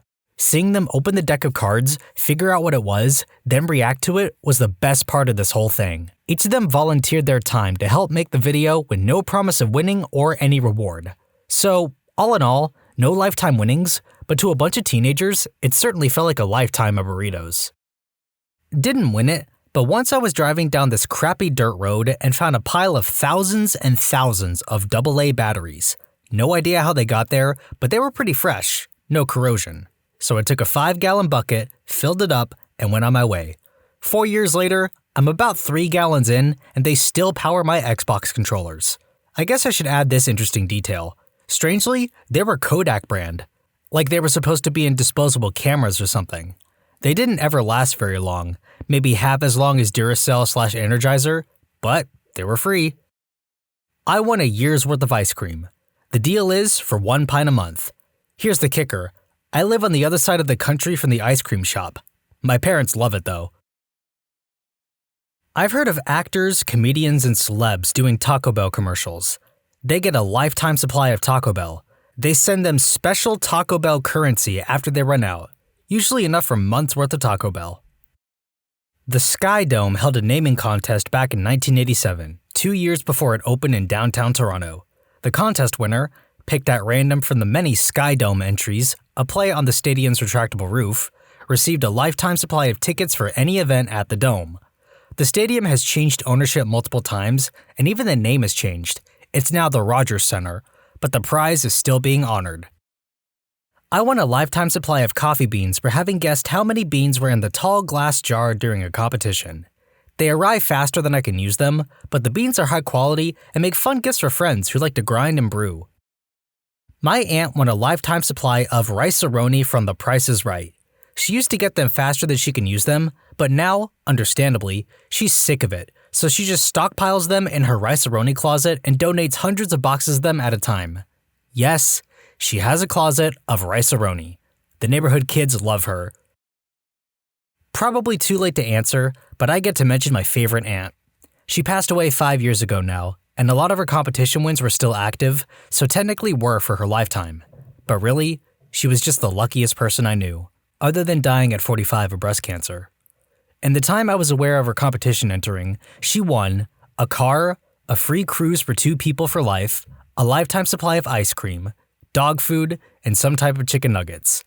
She won a Coke vending machine that will be refilled for free monthly for a year supply of spaghetti, a lifetime supply of dishwasher tablets, multiple holidays, a free landscaping of her yard, plus tons of stuff I can't remember. She absolutely loved entering competitions and actually had a dedicated room in her house for it. She was actually pretty good with tactics, tended to enter comps that required answering a question with more than 25 words, because she said these were least likely to have lots of entries. I miss her dearly. She was so full of life and loved talking about her hobby. As far as I know, the lifetime supply of things she won actually continued after her death. The ice cream and dishwater tablets, anyway.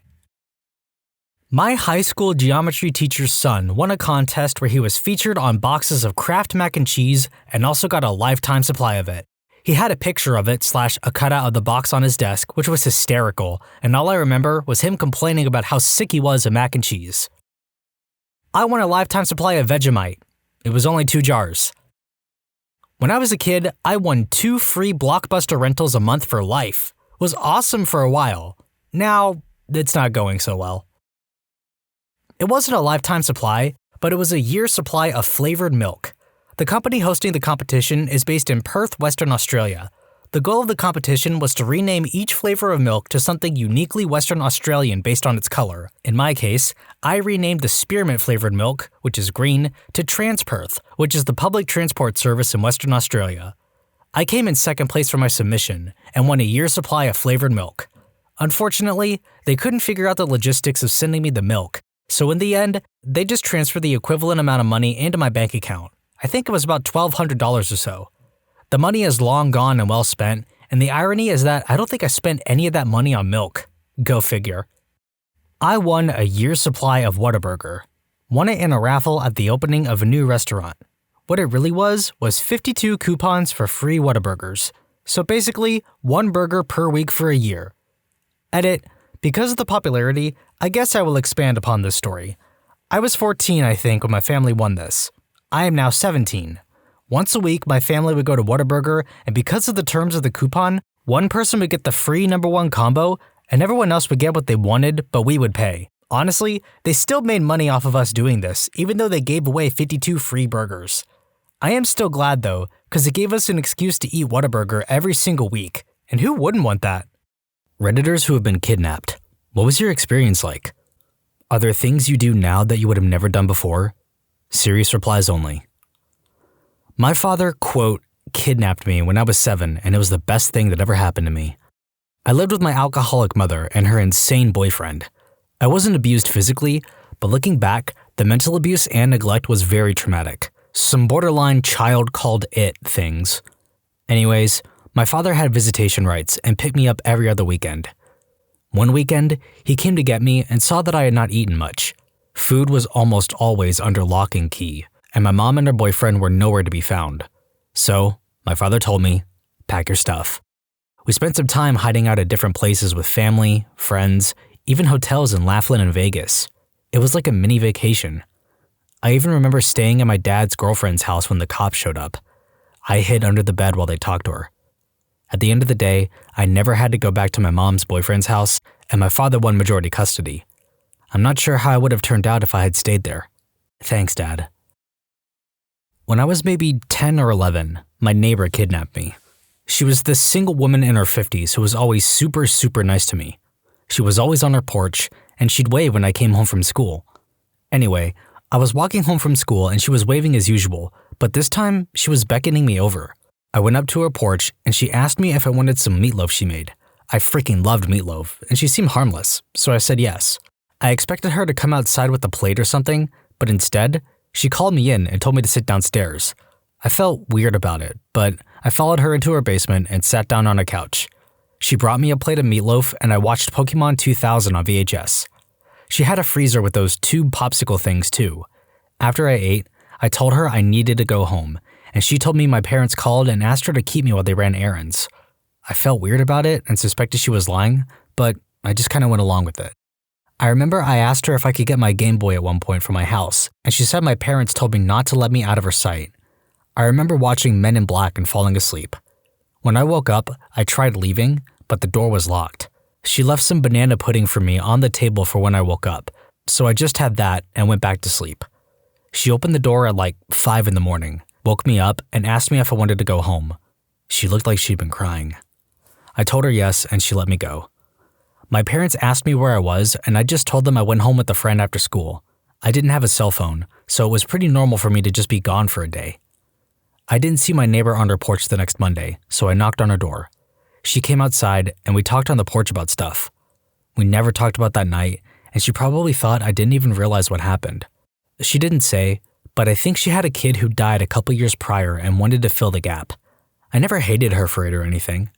Until I moved a couple years later, I would sit on her porch after school most days, and she listened to my neat facts about space. My sisters and I were kidnapped by our father repeatedly between the ages of 2 and 4. He would take us from our mother. She had brain damage and a serious drug problem, beat us if we made noise, and lock us in a closet and forget to feed us for days at a time. Each kidnapping lasted between 2 weeks and 6 months, depending on how long it took for my mother to realize we were gone and ask for help. He was a very scary man. He just wanted money from the state, food stamps and welfare. He would also try to get money out of my maternal grandmother. In fact, she's the only reason the cops kept getting involved in trying to locate him. She had money and influence, and used it. I don't remember much because I was so young, but I remember being scared, and in pain, and a uniformed cop opening a door and letting light in. I was terrified of being locked in the dark for years after, and sandy-haired men with mustaches still can make me very nervous. I'm 41 now. When I got divorced, my kids were almost the exact same age as my sisters and I were when the kidnapping started. It was a struggle to keep those old fears in check. I posted this on a different account I don't remember the password for. This is a long one, but it gets good. 2 years ago, I was very hungover on a summer Saturday in Manhattan. A girl I was seeing at the time was angrily getting her things together and proceeded to storm out of the apartment, which was shared by myself and 4 other guys. My old roommates had moved to a new apartment the night before. There are boxes and miscellaneous crap everywhere. I'm laying in bed, dying. It's around 9 or 10 a.m. About 5 minutes after the girl storms out, there's a knock at the door. She must have forgotten her phone charger or something. I get up in my boxers, walk across the living room where all the unpacked and half-packed crap is, and open up the door. Behind the door was one of the scariest faces I've ever seen. Very beady eyes, thick mustache, scarred up face, balding man in his 50s. I was holding the door slightly ajar. Since it wasn't who I thought it was, I stepped behind the door a bit to hide my pale body and stuck my head through the crack. He asked if Billy was home, one of my old roommates. I told him that Billy had moved out the day before. With that said, he put all of his body weight into the door, sending me flying back. This dude was enormous. As I was recovering from this and trying to think why someone would be so angry with Billy, this gentleman open hand slapped me so hard I hit the ground. I am now awake. My new house guest identifies himself as Big Tony and demands to speak with Billy. I go into my room, right off of the living room where Big Tony is now setting up shop, and put on pants and grab my phone. Tony has already made it very clear not to call the police or try to run out of my apartment, or I might fall out of the window or get shot in the knees. Apparently, Billy owes him a lot of money. I call Billy, who says he's never heard of Big Tony, and Billy is convinced it's a joke. Tony asks for the phone, where I hear Billy telling Big Tony to go screw himself and to get out of his old apartment. Tony is now upset and starts telling Billy that his roommate, myself, might get hurt if he doesn't learn some manners and come to the old apartment. Billy hangs up. Tony, for some reason, took a liking to me. He apologized for the slap, gave me cigarettes, and said he hoped that this would all work out. He constantly comments on the fact that I'm living like an animal since there's stuff all over the apartment, and asking if me and my old roomies watch betting sports. We never watched sports, never had cable. He asks if Billy's last name is something, which it isn't, then asks if Billy is from somewhere, that he isn't, and then asked if Billy is enrolled in a university, that he isn't. I inform Big Tony that I'm fairly confident he is in the wrong apartment. Just as I'm getting him to back off and believe that there might be more than one Billy living in an apartment building, there was another knock at the door. Quote, "If it's the cops or your parents, I'm the maintenance guy." My parents were coming to help me move out that afternoon. I open the door and it's Henry, another one of my old roommates. I inform him he's picked a bad time as he's already waltzing inside to get some things. Tony poses as my uncle for a few minutes before I intervene and tell Henry that this giant man is looking for Billy, who he believes owes him money. "Henry, do you guys gamble?" "Yeah, we gamble all the time." We play dice and cards a lot. I try explaining to Tony that we don't gamble on sports, but now we have to go through the whole gambit again. After another half hour of questions with Henry, Tony is back to believing he is in the wrong apartment. He calls his quote coworker to get a picture texted to him. It's not Billy. Okay. I tell Tony good luck and try to shoo him out of the apartment. No, it's never that easy. Tony wishes to take Henry and I out for coffee and donuts, his personal apology. I refuse. He won't have it. I'm in a Starbucks ordering donuts and coffee, which we consume in a nearby park, and listen to Tony's stories. Half an hour later, he says we can leave. At this point, it didn't seem like we were being kept though, and we head back. Naturally, no one believes us. We have a party in the old/pretty empty apartment. I stay at a friend's place in the building and wake up to knocks. Straight up Nom flashbacks. It's my buddy Tom, who also lives in the building. He tells me someone's outside looking for me. Great. I get dressed and head outside to find Big Tony, who gives me a grocery bag filled with beer and cigarettes. Tom and a few other friends from the building come outside and we drink beer in styrofoam cups on the street whilst listening to Tony's stories. Everyone believes Henry and I, and if I'm ever in Tony's neighborhood, I should call him for dinner on him. TLDR, I got Big Lebowski'd. This happened a while ago when I was 6. I come from a third world country, and at the time, kidnappings were at an all-time high. We lived in a fairly nice neighborhood, no kidnappings there, no theft, great neighbors. We felt pretty safe, and therefore, my mom wasn't too worried. Our house was a gated residence, so we had a front yard and a backyard. I was out one morning in the front yard, playing with some toys while my mom was inside working or cooking or whatever. Someone knocked on the front gate. Me, being a dumb child, decided to go up and ask who it was. It was this fairly old man who asked for some water. Me, being the nice helping child, opened the door and was snatched immediately. I don't particularly remember what happened after that, but I woke up in a compound which I'm pretty sure was far from home. They hadn't done anything bad to me as far as I know, but they did try to feed me food that I didn't like. I was a picky child, and so all I ate was fruit. They had asked for ransom, which to this day I don't know how much it was. They just kept me in a room all day with duct tape on my mouth and ropes around my feet and hands. They did take the duct tape off to let me drink water or eat food.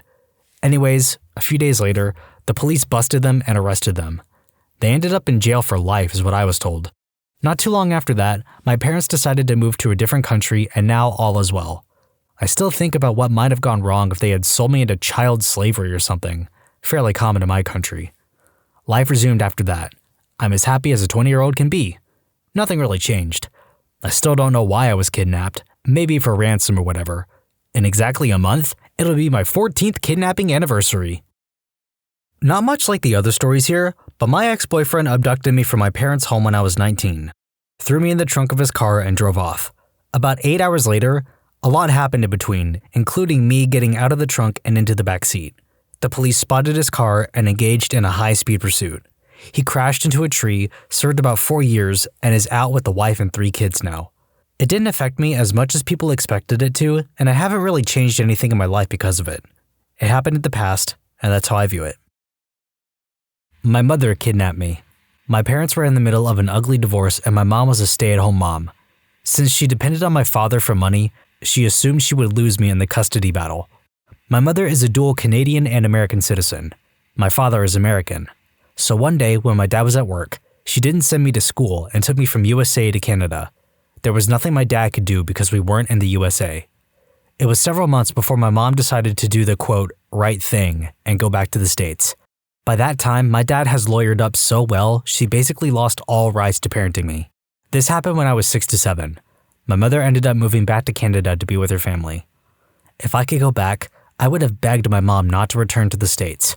What the courts didn't care to hear was that my dad was a quote, functioning alcoholic. He was abusive in every way. When my parents divorced, my mom couldn't afford to live in the USA, so I was raised by my abusive father for another decade until I moved out at 17. He had me too terrified to tell anyone, just like my mom was. I'm now 28 and trying to build positive relationships with both my parents now that I've forgiven both of them. TLDR, mom kidnapped me and took me from USA to Canada. Several months later, mom felt guilty and returned me to the USA. So back when I was around 7 or 8, my family went to visit our home country of Pakistan. Anytime someone from the USA comes and visits Pakistan, it's kind of a big deal depending on where you're going. Where we visited was a small village of maybe 200 or so people, and so word gets out fast that, quote, rich Americans are coming. This makes us targets, as people believe we come with pockets full of treasures and gold and money. Anyways, I'm with my cousin, who at the time was also 8, at a sketchy arcade place. Sketchy because it only had like 3 games, and it was located in the back of a beat-up mini-store. So I'm playing, and my cousin tells me it's time to go, but I was so into the game that I didn't want to go. He leaves, and I stayed. As I'm playing, these 2 guys come into the arcade room and just start watching me play, and start giving me comments on how good I was. And when I responded back in English, not the native language of Punjabi, so they knew I was an American. Next thing I know, they grab me by the hands and tell me to come with them. All I remember is crying while they dragged me in the daylight in front of other people to some house. Once at the location, an old lady, who I assume was their mother, was frantic and asking who I am and why I was crying and why I was there. The guys told her to pretty much shut up and threw me into a room. I remember just standing at the door of the room and banging and crying for what seemed like hours, and every now and then they would tell me to shut up or they would hurt me, but I kept crying and banging. After what seemed like many hours, the woman/mom opened the door and told me to run home. I booked it so fast out of there, but I had no clue where I was. I just ran, and whenever I would see a kid or a woman, I would ask where the arcade was because I knew how to get home from there.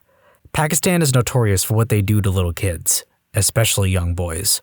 Young boys are used for trafficking, and so, reflecting back on this incident, I would say I was one lucky kid, because God knows where I would be today.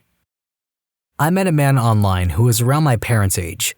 He pelted me with compliments and told me how pretty I was and everything a teenage girl wants to hear. I met him in secret every other weekend for 3 months. I would tell my parents I was staying at a friend's house, and then he and I would get a hotel room for the weekend.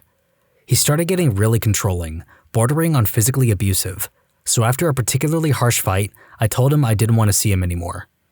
A few months later, he showed up at my job as I was leaving and told me he wanted me to come to his house, 2 hours away, so we could talk about stuff.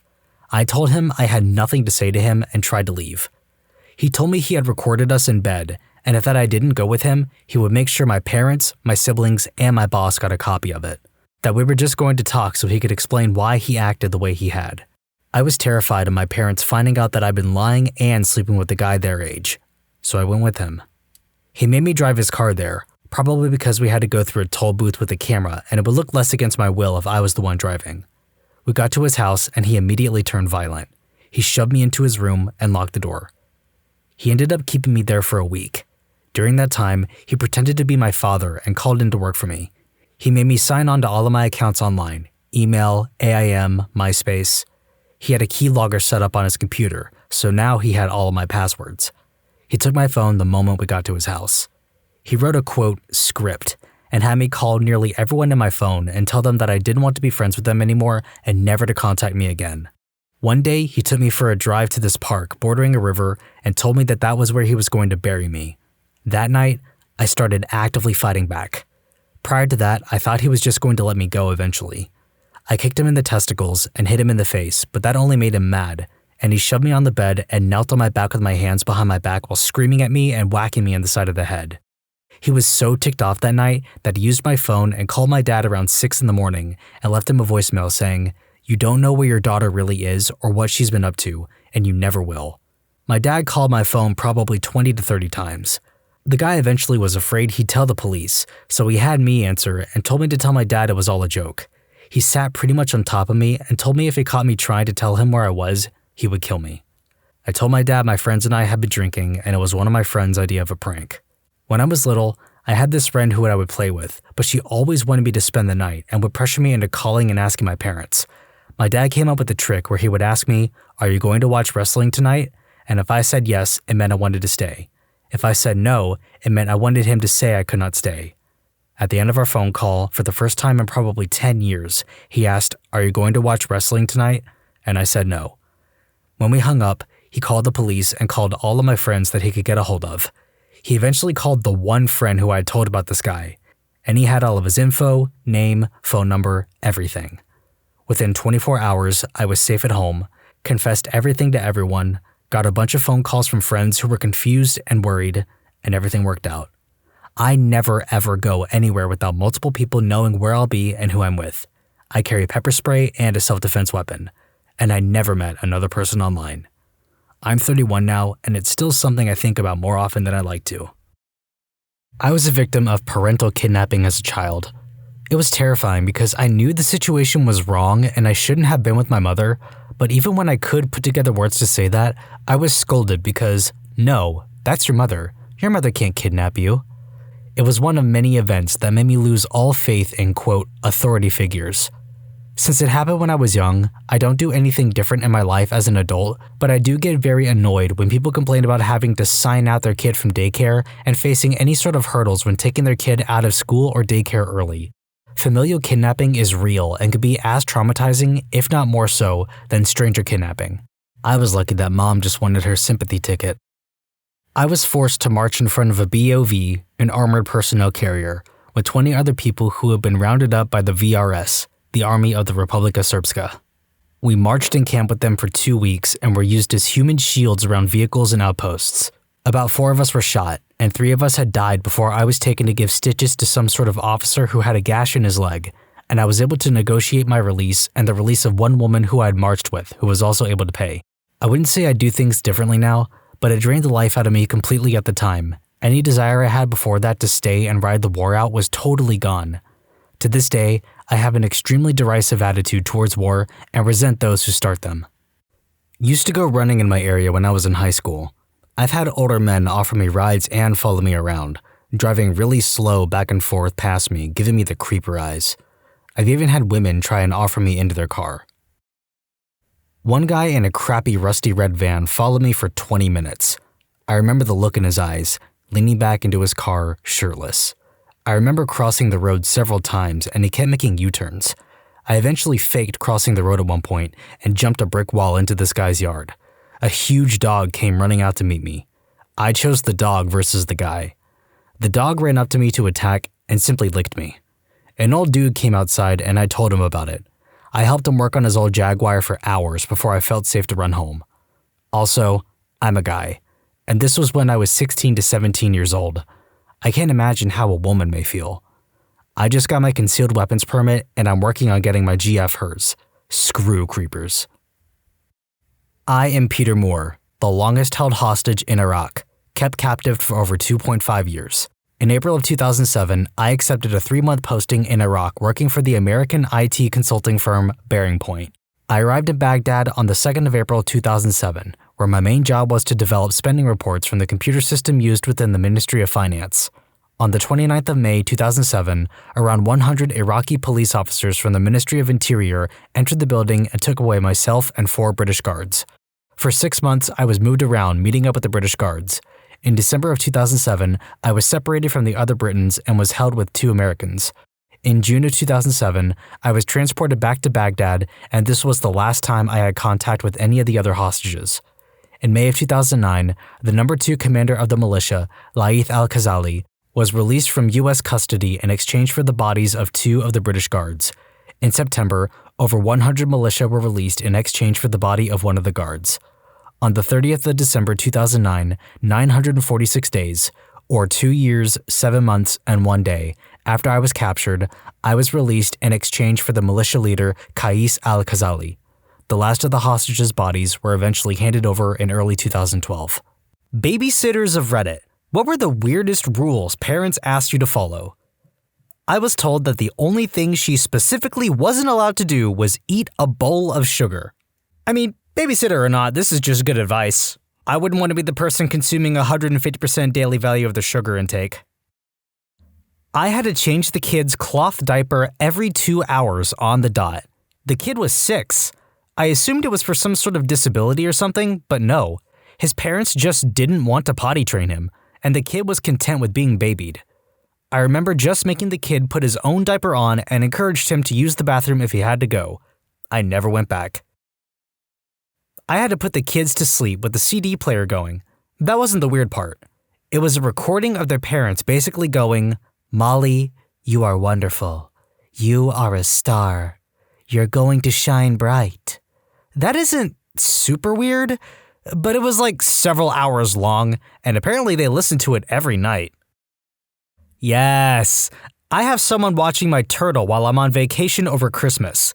As a joke, I printed out the daily affirmations, "You are the best turtle," "Your turtle shell brings all the boys to the yard," etc., and said she has to read them to Tammy every day.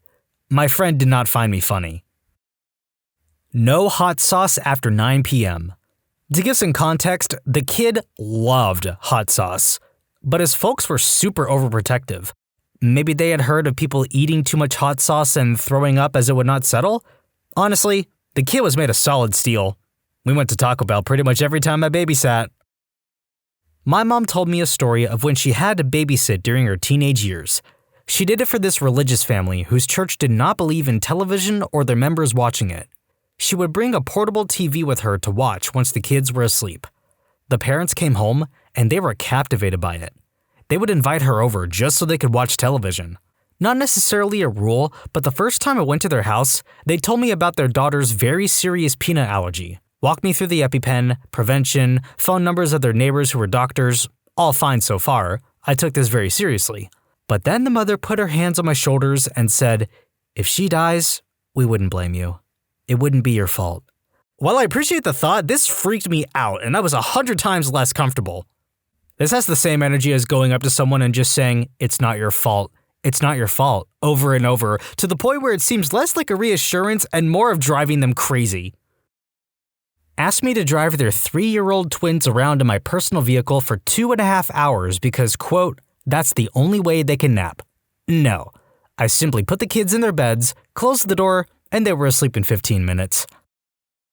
Not a rule, but a single mom once told me to use the bat by the door in the event the kid's father comes by and tries to take them. That was pretty weird and uncomfortable.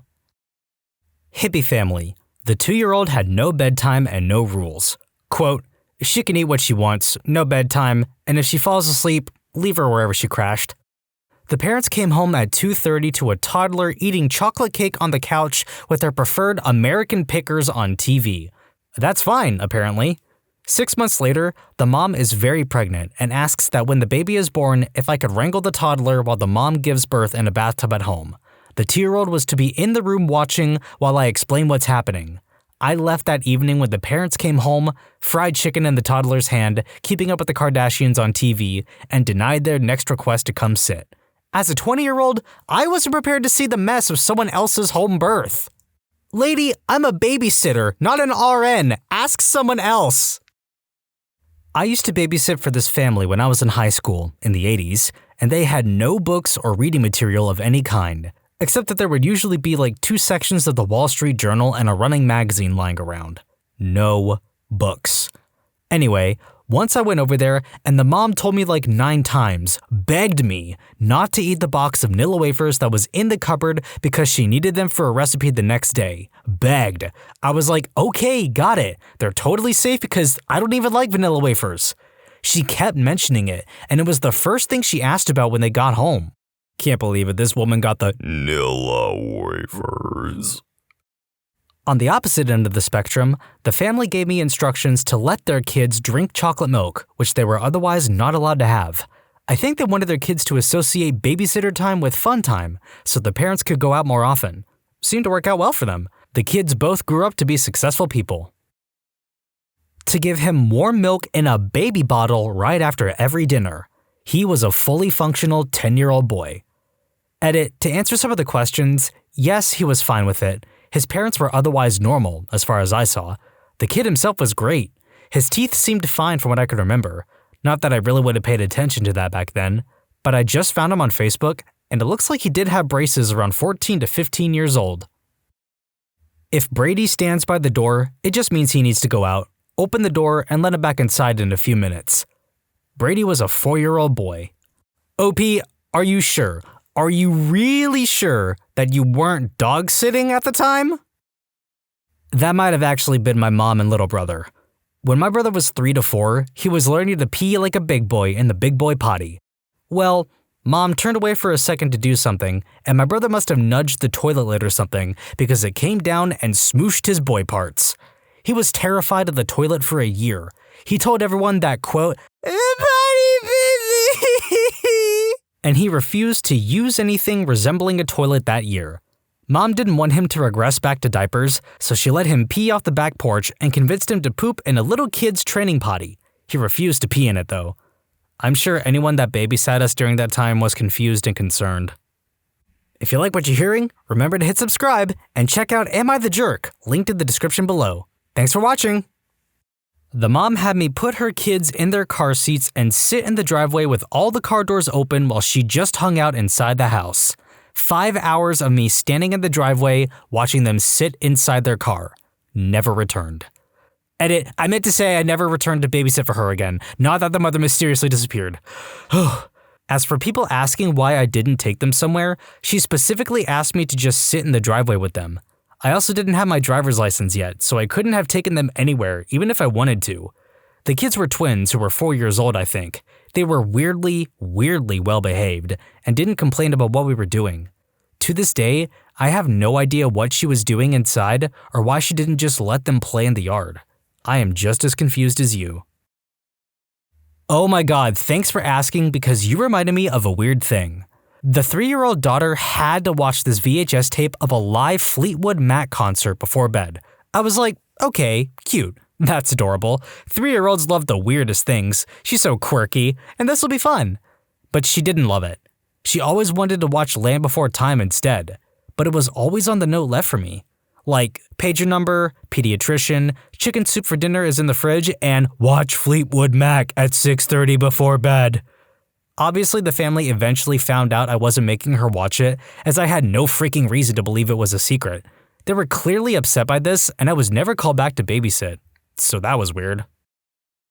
Wasn't a rule, but on my first day, they sent over an adult male friend of theirs who asked to come in. I said no, and was then told I was being tested and I had passed. This reminds me of the time my dad called our house phone when I was 8 or 9. My parents had gone to the movies and my 15-year-old sister was in charge of watching my brother and I. He called the house and I picked up, and he said in a weird voice, "Hey little girl, is your mom or your daddy home?" And I told him, "No, they went to the movies." And he said, "Oh, okay, well, I'm a friend of your dad's, and he wanted me to drop something off, but I don't have your address. Will you give it to me?" And I started to spit our address out like it was nothing. And in the middle of me saying the street we lived in, my dad yelled, "No, that's so, Caitlin, no. You never, ever give out your address to anyone on the phone if you don't know them." He had called to see how things were going, and just figured he'd see what I would do if he pretended to be a stranger asking where I lived. So anyways, I failed his test, but learned a great lesson. When I was about 14, some friends of my parents asked me to babysit their 9 or 10-year-old son who wanted a boy babysitter. When I got to their house, the mom told me that her son loved poached eggs and asked me to make him a poached egg on toast for dinner. She quickly explained to me how to make it as if it were something really simple and easy. Later that night, after wasting half of their eggs in a hopeless effort to make a poached egg, I asked the kid if he liked scrambled eggs.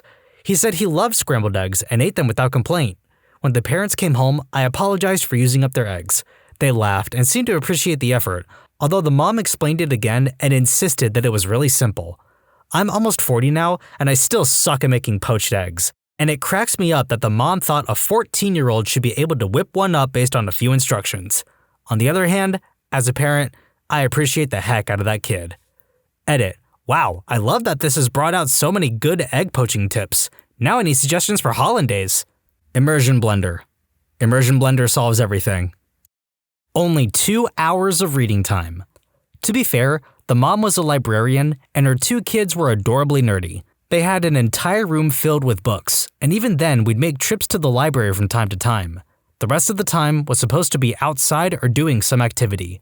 It was a super sweet deal too, because she paid not only for her kids to have a pool pass, but me as well. So we basically went every day all summer, and we would play in the pool.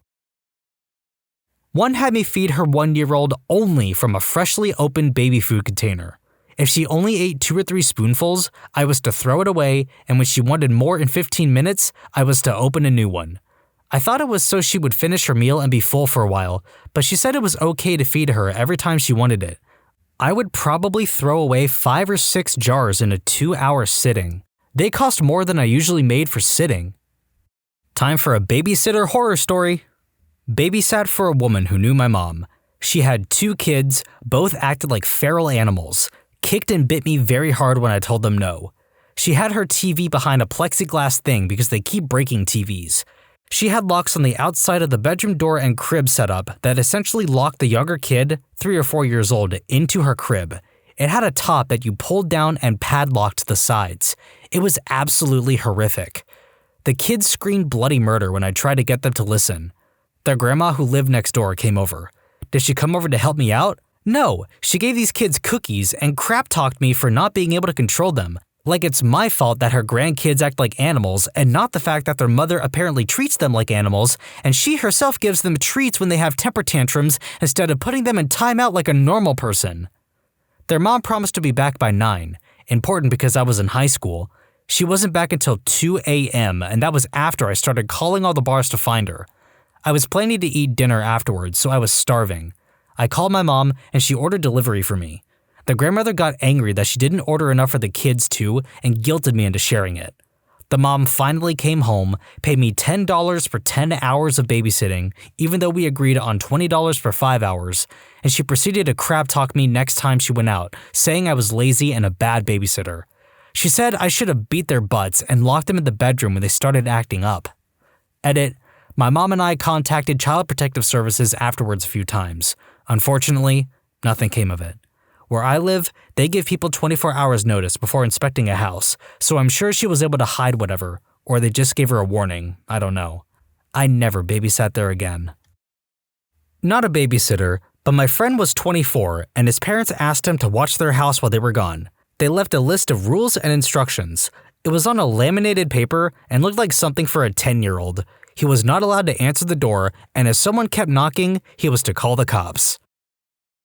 The mother asked me to stop by the house to meet her 2-year-old son a week before I was supposed to babysit him for the first time. I pulled up to the house and saw that the young boy was standing at the glass front door with a t-shirt on and nothing else.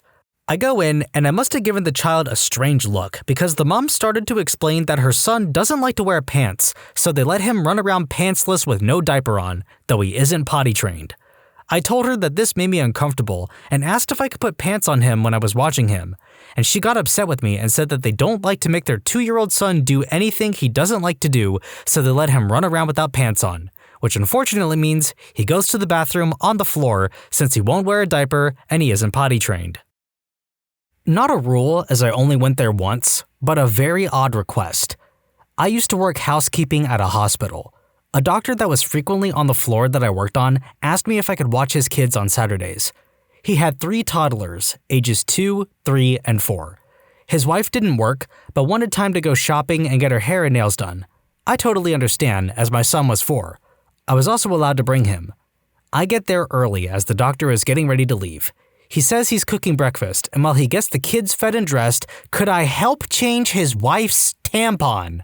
She drank a lot the night before and was completely passed out and was leaking and messing up their sheets. He's a doctor. I told him I should work for someone more than a few minutes before I go rummaging in their private parts and that I'd tend to the kids if he tended to his wife.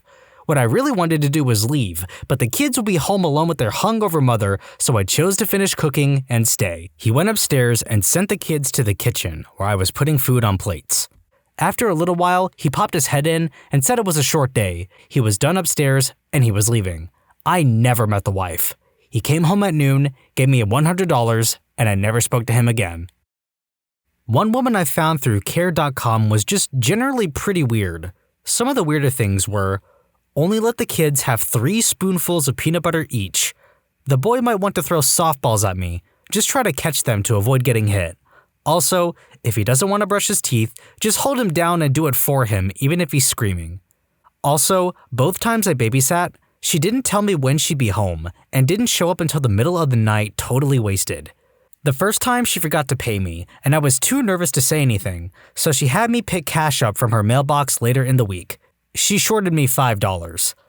The kids screamed, hit, fought, and made messes the whole time, and wanted me to chase them around the yard with sticks. I did not. I also stopped going there. Get ready for a creepy story. I was 13 and was babysitting my neighbor's kids. It was my first time, so the parents walked me through all the rules about the bathroom and TV and food and bedtime, etc. Just as the parents were taking off for the night, the mom came back in and whispered to me, "Don't go into the basement." As a teenager in the 80s, my mind went to all of the scariest movies that had basements. I avoided the door to the basement all night until I had put the kids to bed. Then, I walked slowly to the door and put my ear against it. I heard what sounded like whimpering. And then, it sounded like sad laughing. I ran to the couch and started watching TV to get my mind off of it, but then I heard something fall in the basement and knew someone was down there. I really don't know how I got the courage/stupidity to do it, but I went over and opened the door. The whining instantly got louder. I went down just 3 or 4 stairs so I could peek down, and I saw a goat. Not a ghost, a goat. As soon as the goat saw me, he started bleeding loudly. It scared the crap out of me. I went upstairs and the goat was still bleeding loudly. So much that it woke up the kids. The oldest girl came out and said, "Did you open the door to the basement?" I said, "Yeah, why?" She said, "When you do that, Carlos thinks you're going to feed him and he starts yelling." Thank God I knew it was a goat first, because if she had said that before I went down, I would have thought Carlos was some kidnapped person in the basement who would yell for food. It became very funny to me. The mom came home and I told her what happened, and she almost died of laughing. They were repairing the goat pen and had to keep him in the basement for a few days. I still remember every moment of that night vividly. Edit, since a lot of people were asking, I think she told me not to go into the basement that way, either to mess with me, or she was so used to telling her daughters not to go down there that she didn't even think of how creepy it would sound to someone else. I bet that goat was probably driving her crazy over the last week. I never really had any rules to follow, but I did have one terrible mother. The mom asked me to babysit her 3 kids overnight. As I was in high school, I couldn't do it, so she said she could be back by 9 p.m. I figured it was fine and let my mom know, even though they only lived a few houses away. The kids were great. We played around, watched a movie, I fed them, and put them to bed. 9 p.m. rolls around and the mom was nowhere to be found. She hadn't left a number to reach her, and I figured she was just running behind. I cleaned up and watched some TV while waiting for her. 10 p.m. hits, not home. 11 p.m., nope. Finally, at around 12 a.m., I call my mom. I explain what's up, that I'm tired and have school in the morning, etc. She agrees to come and stay at the house with the kids till their mom shows up. Turns out, she didn't come home until around 10 a.m. the next morning, long after my mom had called Child Protective Services. She gave my mom $20 for 16 hours of babysitting. None of the neighborhood kids were allowed to babysit for her after that. When I was a kid, I got paid $75 a week to watch 2 boys over a summer. It was amazing money, but the dad was a big bow hunter, and he made loads of deer chili, and he insisted that his 10-year-old and 2-year-old eat tons of it. They loved it, but the 2-year-old would take these massive, awful, horrible, nasty, chili dumps constantly. The dad explained all this to me, and my instructions were to just put him in the shower and hose him down. I was offered plenty of chili, but never ate any. I was babysitting a 3 to 4-ish-year-old girl and an 18-month boy. The boy had to be carried in a buggy, which is all very well, but I was supposed to add some kind of mini stairs, 2 steps on the back of it, so the girl could stand on it because her legs get tired, said parents while making quotation marks with their fingers. The darn thing hit my legs every time I took a step. That kid was also taught to not wait and look for restrooms when she needed to go and proceeded one time to take a dump in a public garden and wipe herself with a leaf with an ease that certified me that wasn't her first time. What is the most inoffensive thing you've seen someone get offended by? My 7-month-old was wearing a shirt that had a rocket ship and the NASA logo, and some middle-aged woman in the shop said, He shouldn't be wearing that because he's clearly not an astronaut. I was dumbfounded.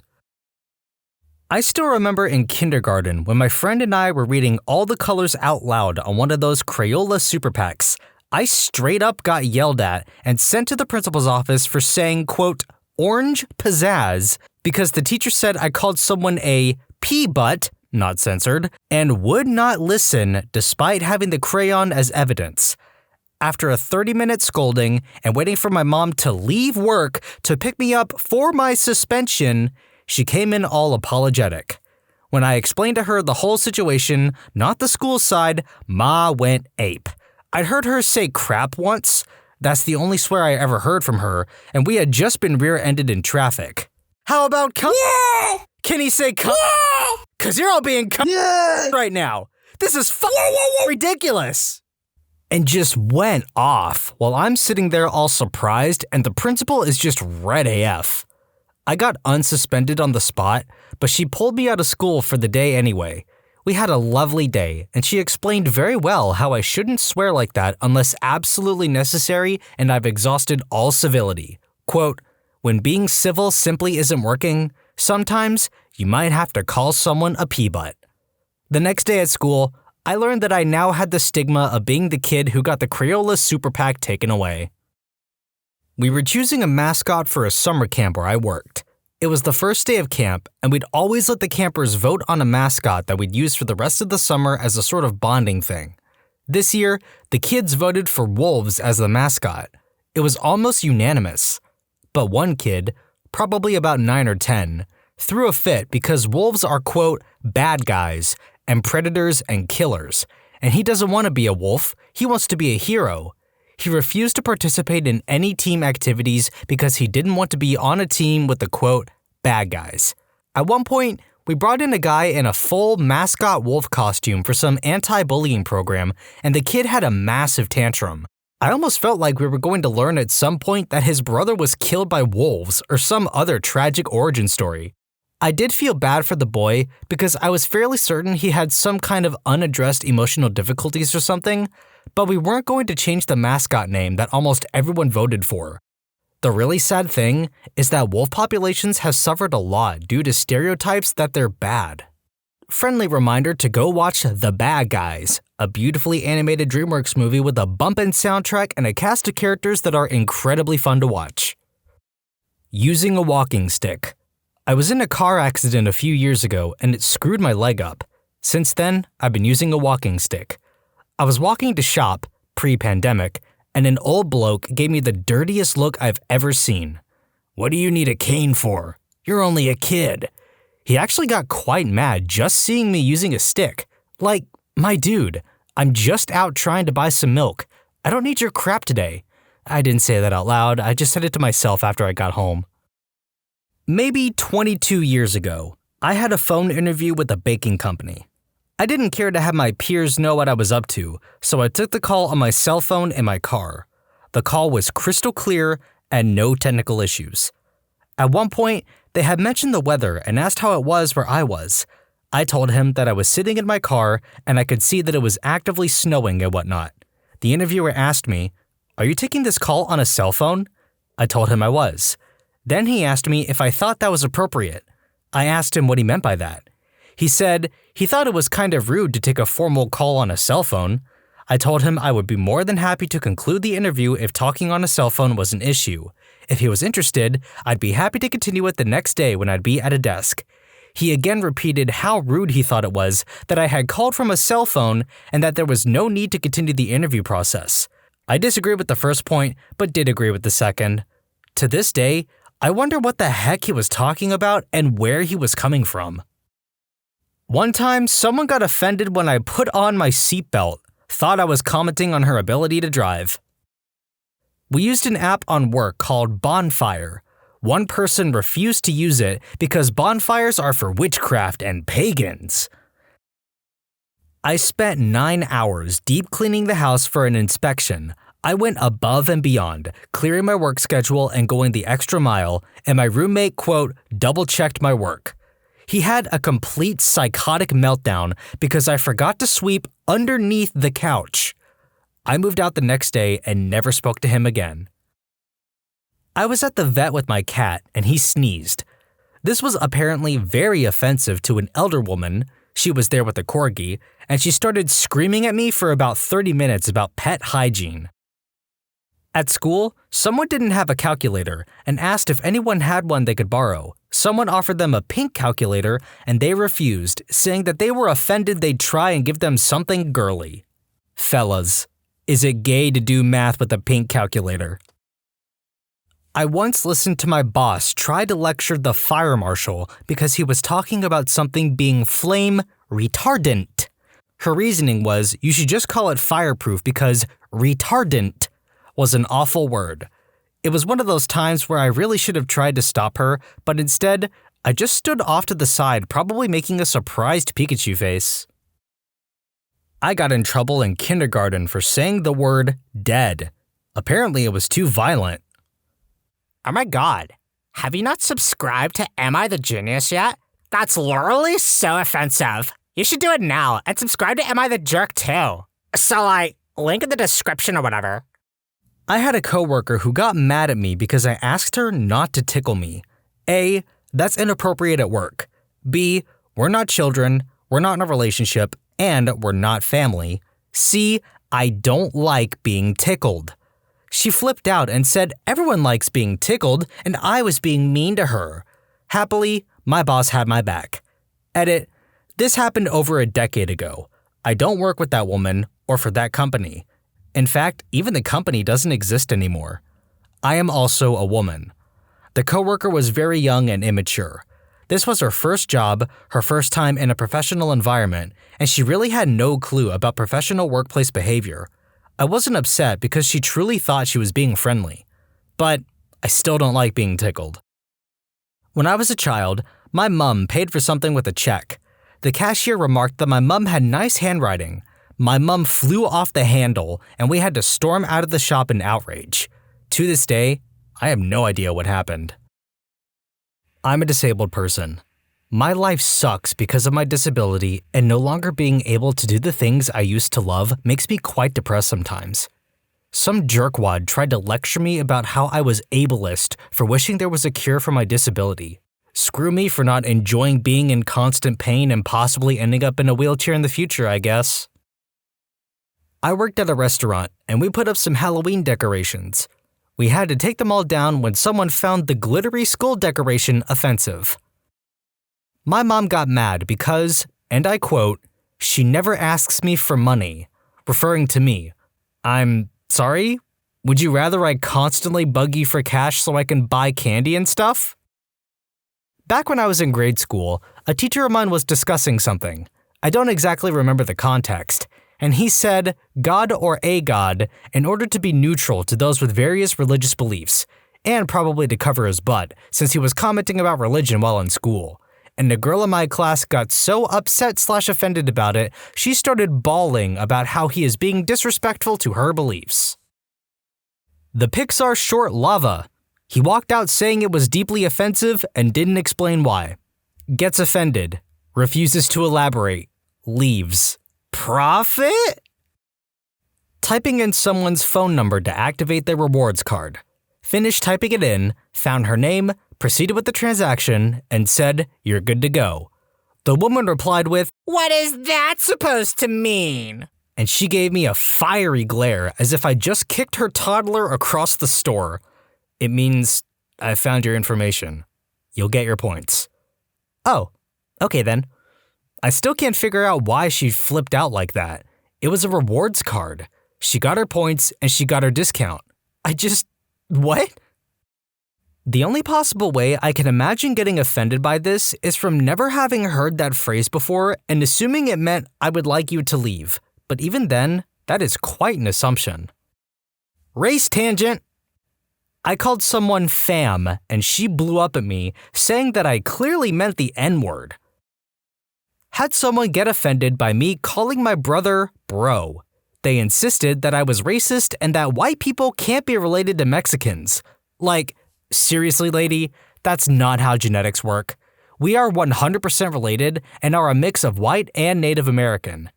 It's not that unheard of for one biological sibling to come out lighter or darker than the other. And even if we weren't related, seriously?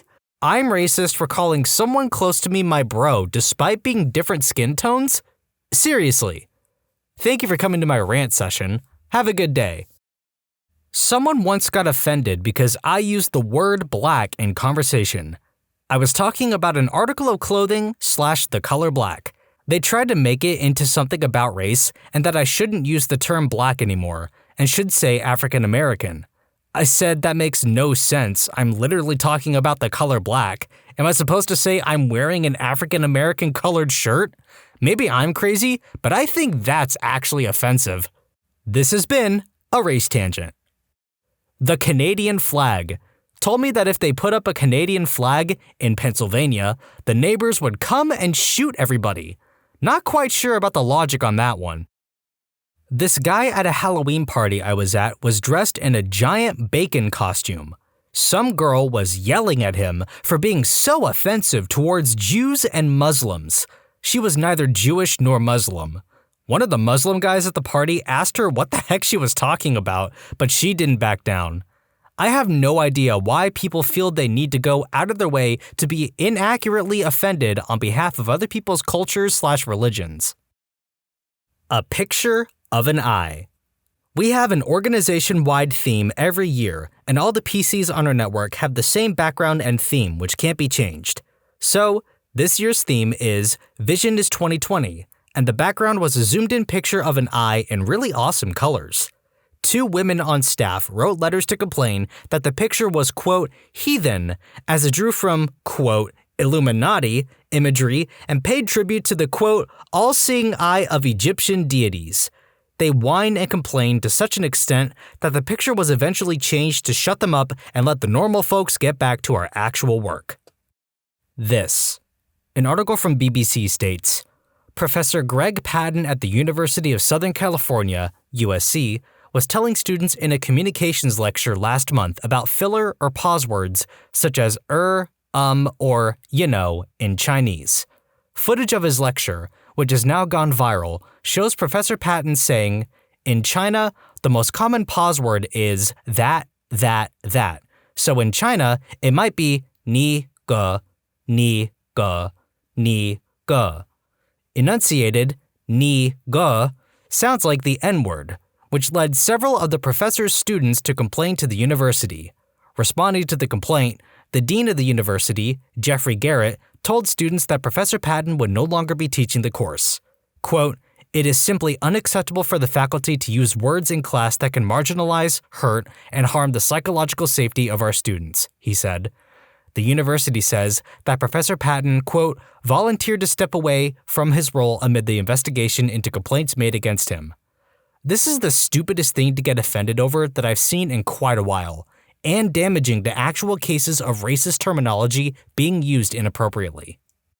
This reminds me of the discussions people have had in class about books like Huckleberry Finn or To Kill a Mockingbird, where uses of the N-word have historical context. Nobody asked for my opinion, but here's what I think. Preserving history is instrumental in teaching ways to prevent it from happening again. We need to know what bad examples look like so we can set better ones. If we completely sanitize history and skip over it, it defeats the purpose of learning it.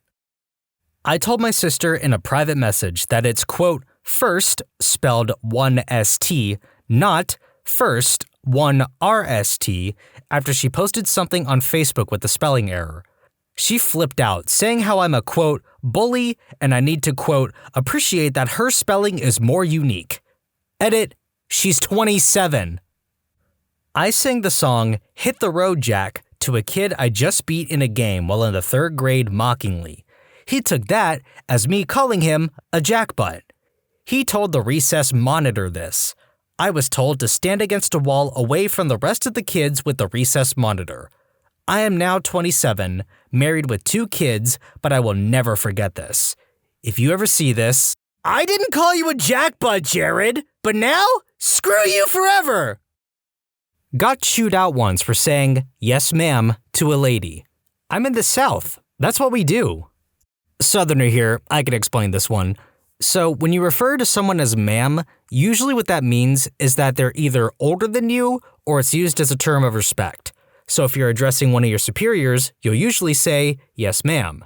As for the age of someone you're talking to, if they're only a few years older than you, they might take that as you thinking they're old. Which, I know, that sounds kind of stupid, but some people are really sensitive about their age. So tread with caution. A sandwich. I kid you not. My ex-husband was given a sandwich by our then 13-year-old daughter, and because she cut the sandwich, he went off on a massive strop about how his sandwiches should never be cut. The poor kid's face, she was crushed. It still winds me up to no end every time I think about it. I managed a small, new team that had no procedures or policies, so I set about instituting some. Quote, I mean, you never know. I could get hit by a bus tomorrow and then no one would know how to process these requests, I told them, when asking for their feedback and for them to write up how they did their tasks. Then, we would come back together and decide best practices in a meeting. Little man filed a complaint to the manager for my use of, quote, violent imagery and said that he felt threatened. It was a whole thing. Ultimately, he got fired.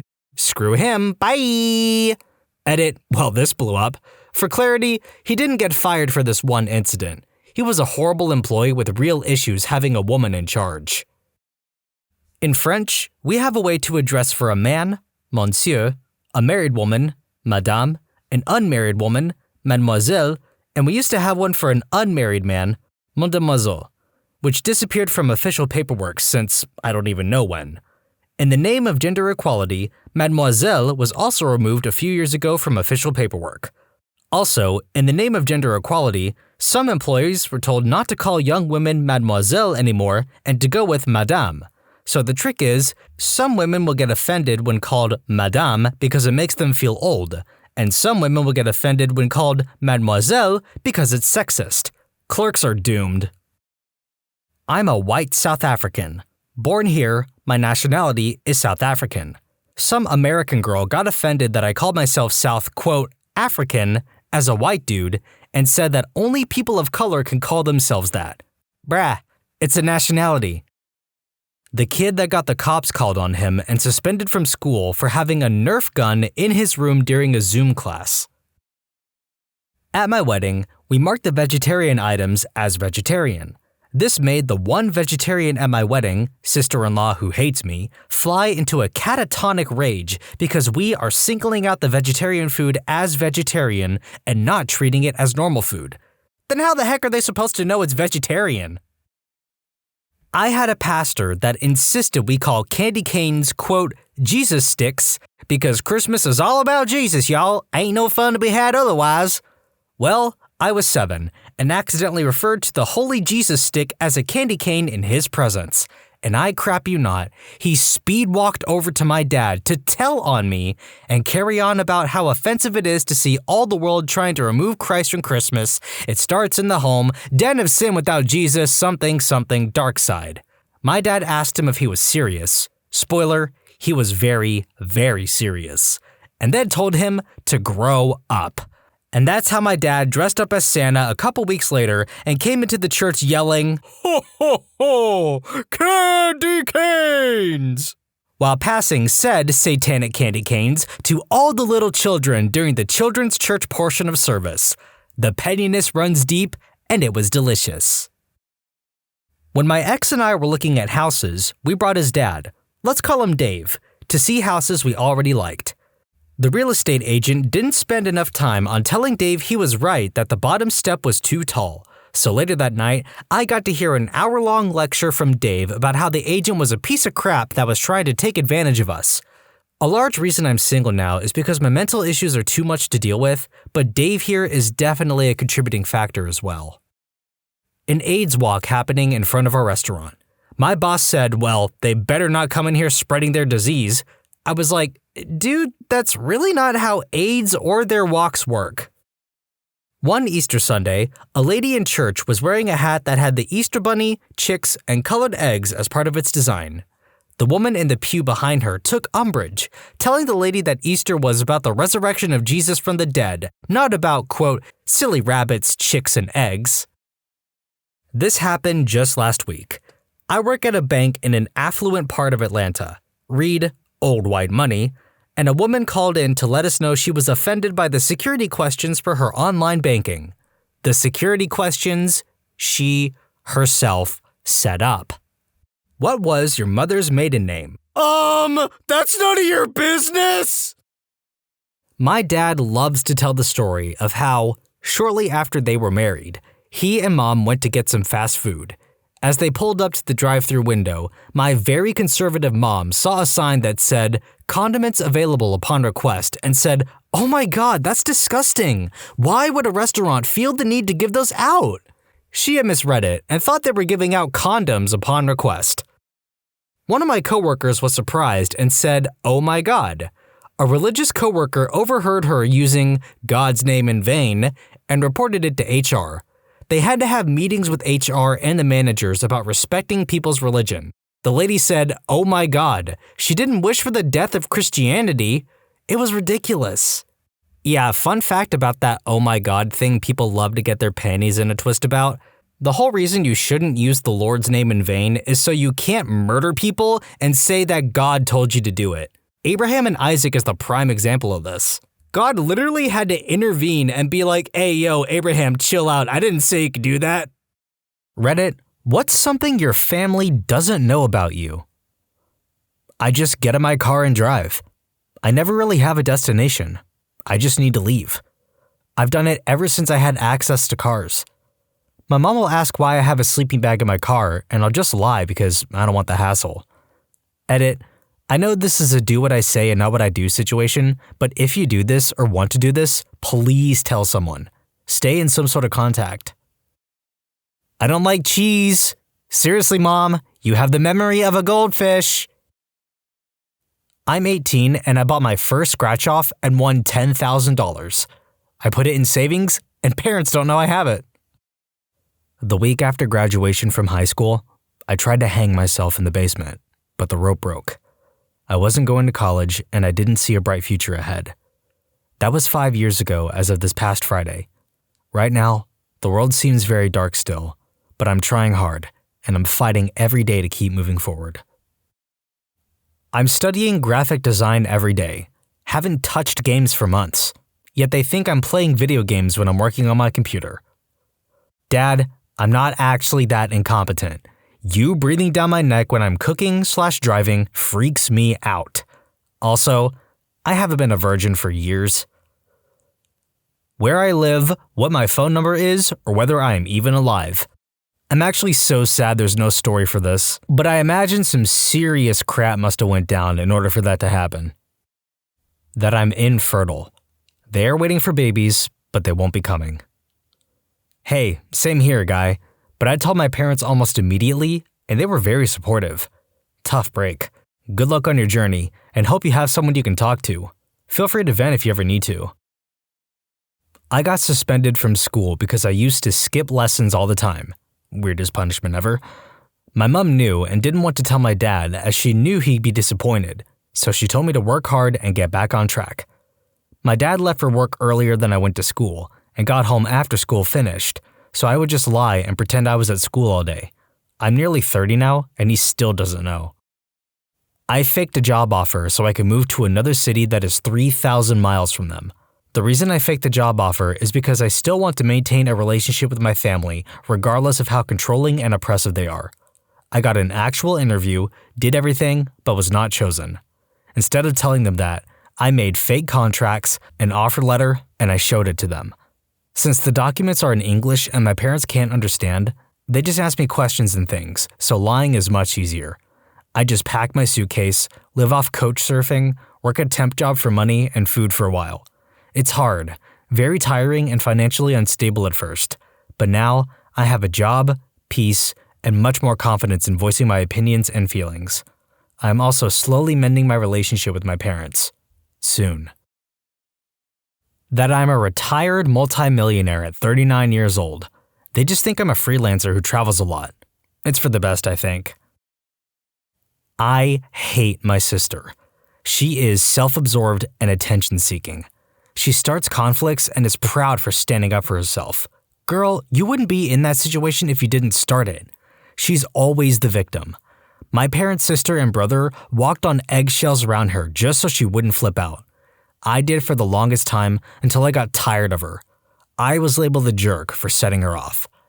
Edit, my sister has seen several different therapists and has not been diagnosed as bipolar or with a personality disorder. She has had one therapist tell her to go elsewhere because she is too confrontational. Me saying that I was labeled the jerk was more of the way I felt. Nobody actually called me the jerk. I was the one that was told to bite my tongue. That I'm badly depressed all the time, except when I visit them. Going back home is just so comforting, and to know that it's always my home, no matter where I am. I seriously dread the day I lose this. It's one of my biggest fears. It can help to open up about it, especially with those you love and feel comfortable around. A year ago, I was drowning in debt, and my depression had sunken to the lowest it had ever been. The only thing I could feel was a general numbness, and every other thought was about ending my life. I was seriously considering going off into the desert and doing it. I was too proud to tell anyone my problems, and I didn't want to burden anyone, so I kept it to myself. My dad picked up on some of my issues and offered to have me come home and live there while he pays for a bankruptcy for me and to get my head straight. I wasn't going to do it because of my before-mentioned pride, but I was considering ending my life instead. It struck me how dumb that was at work the next day, where I broke down in tears and quit. I called my dad the same day and told him I wanted help. He flew out and helped me move back across the country and did everything he promised he would. I have no doubt in my mind that I would be dead right now if I didn't get that help from my family. My advice, don't let it simmer that long. Reach out for the help that is likely to be right there for you. It sounds like they would understand, and if not understand, at least offer you help. Don't fight that pit of numb darkness on your own. Let those you love and trust help support you. It makes a world of difference, even if it doesn't quite feel like it at the time. I understand Ukrainian, and I know they talk about how I should have been aborted or given away. I have a huge tattoo on my forearm that I've had for the last 10 years. I'm currently getting it removed with the laser, but I've been using long sleeves whenever I get together with the family. My family is extremely conservative. Freaking annoying in the summer. That I'm a millionaire. I'm super frugal and don't show it. But every time I make a big purchase, they raise an eyebrow. Hey, you don't need to keep it a secret that you're subscribed to Am I the Genius or Am I the Jerk, linked in the description below. They're both worth subscribing to, so go ahead. And remember to turn on notifications so you never miss an upload. Thanks for watching. I used to have a crippling opiate addiction and contemplated ending my life numerous times, but was able to detox and get myself clean cold turkey all without them even knowing I had the problem. I've since had a conversation with my dad about it. He thought I had just decided to move away from my home because of a better job, when in reality, it was to separate myself from all of my old connects. I actually took a pay cut at the new job.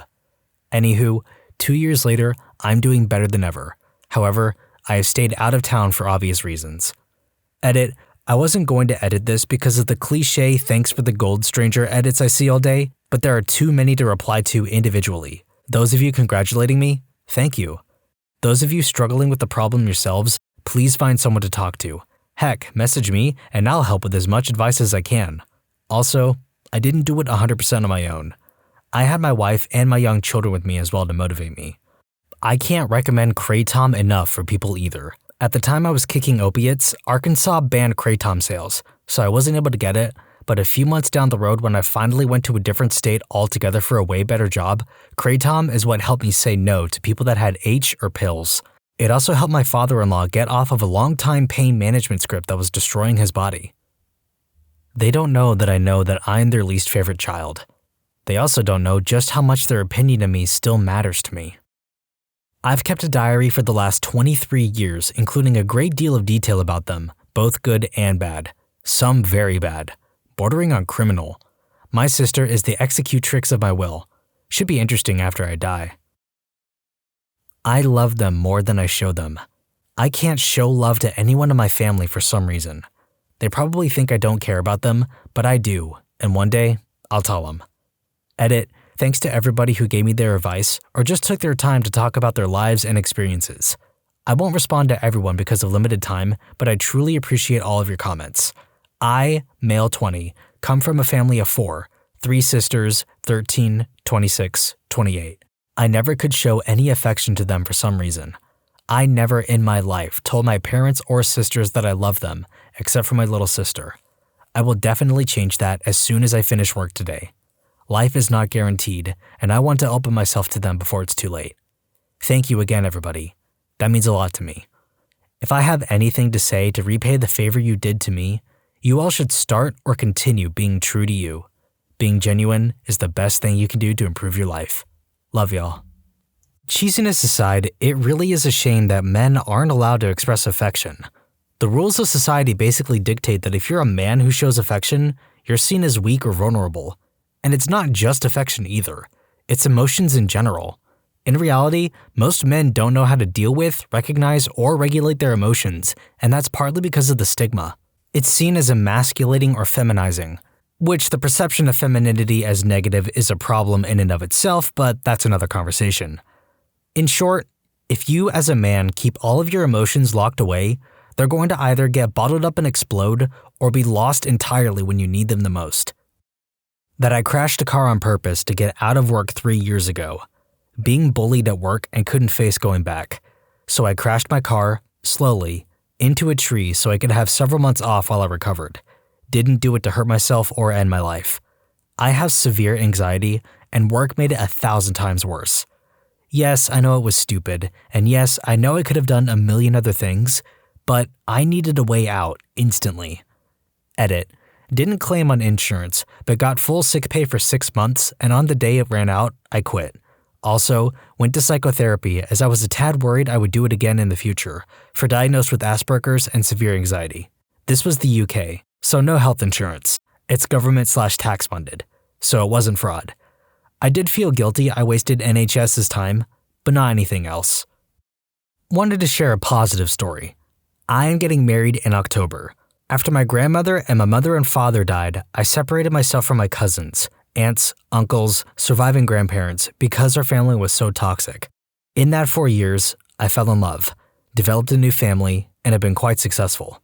You never know who is dragging you down. And before anyone asks, I made multiple attempts to rekindle relationships with my family, but it's a two-way street that no one else was driving on apparently. My parents divorced in 2000, but were on and off after that. My mom and dad died 3 years apart, and because of his drunken ways and random knocks on the door, I was relieved, and I wasn't invited to the funeral or included in the obituary. I still have a little darkness from it, but there is so much light now that it drowns it out pretty well. I still have moments with my fiance when I'll get upset because something triggers me, but we talk about it and move on. I have garnered a pretty big following as a fanfic writer, and thus writing fanfic is actually the most successful thing I've accomplished in my life thus far. Edit, holy crabola guys, this just blew up in my face. Wow, this is what it feels like when you accidentally write a popular fanfiction. What just happened? Well, I'm going to try to address some frequently asked questions and state some things here.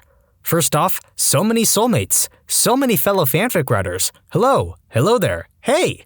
I have no one specific fandom, though the popular fanfic I am talking about is a fanfic called Second Chance, A New Choice, which is a Harry Potter fic posted 10 years ago and is still getting daily favorites to this day. I don't know why, don't ask me. Due to the popularity of the thing, I've even teamed up with the real editor and is currently reworking the entire thing. My fanfiction account is called Moonbird, which is my 10-year-old account where I just post any old crap. My archive of our own account is called Moonybird. It is pretty new, and I only post stuff there which I myself consider my best works. Yes, I have started to write stuff that isn't fanfiction. I am, however, very happy and grateful for my time as a fanfic writer, and it has taught me so much when it comes to writing in general, and I still write fanfiction. Heck, I'm in the middle of writing a Loki-centered MCU fanfic. No, I don't earn money on it, not a single dime. I do it for fun. It's my hobby. That most of them are just people to me.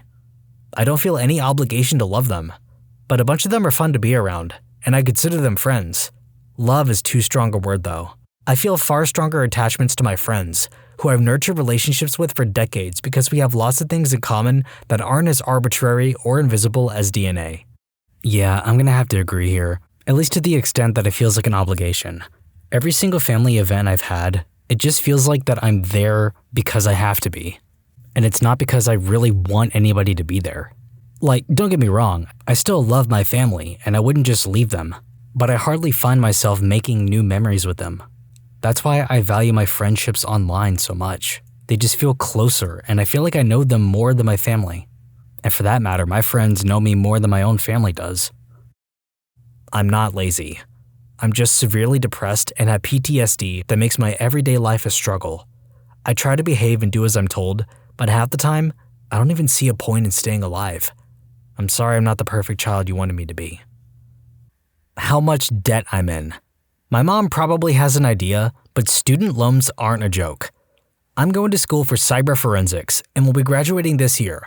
However, I have only recently realized that, while I am good at networking and technology, my 2 years actually working in the field has shown me that it does not make me happy whatsoever, and it actually makes me miserable. I'm an expert in IT, networking, and security. However, I hate doing it. I've realized recently that acting is what makes me happy, and I want to pursue that despite being deep in debt for a major in cyber forensics.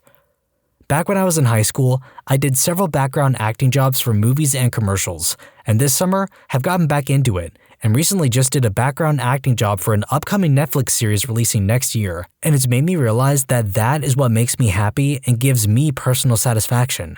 Acting.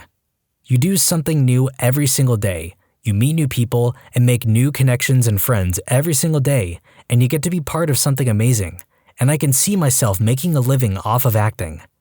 My family doesn't know that my major and job experience and what I am skilled in actually makes me miserable, and doing something as stupid as acting, even if it's just background acting and acting in student films, makes me happy, and that I regret not going to school for film. But once I am graduated, I am going to keep pursuing acting jobs and see where it lands me. Even things as small as background acting makes me so happy and I love it. My mom thinks that after I graduate that I plan on going for my master's in this field, but I know that it'll only give me more debt for something that I have absolutely no interest anymore in getting to. I don't know how to tell her that I decided not to go for my master's. TLDR, the field I am majoring in and have years of experience in makes me miserable, and I want to throw it all away for acting. My entire family is proud of me for going into a major that makes a ton of money and that I've built a successful career already in said field, but it's made me miserable. Money is awesome, but at what cost when you're miserable every day? They don't know the actual amount of difficulties that I had going through my life with undiagnosed ADHD. I got diagnosed at 28 after having essentially my third mental breakdown because of the huge amount of pressure and disgust I put onto myself for failing to do even the simplest things.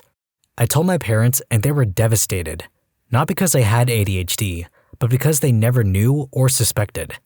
And honestly, looking from the outside, it was impossible to see.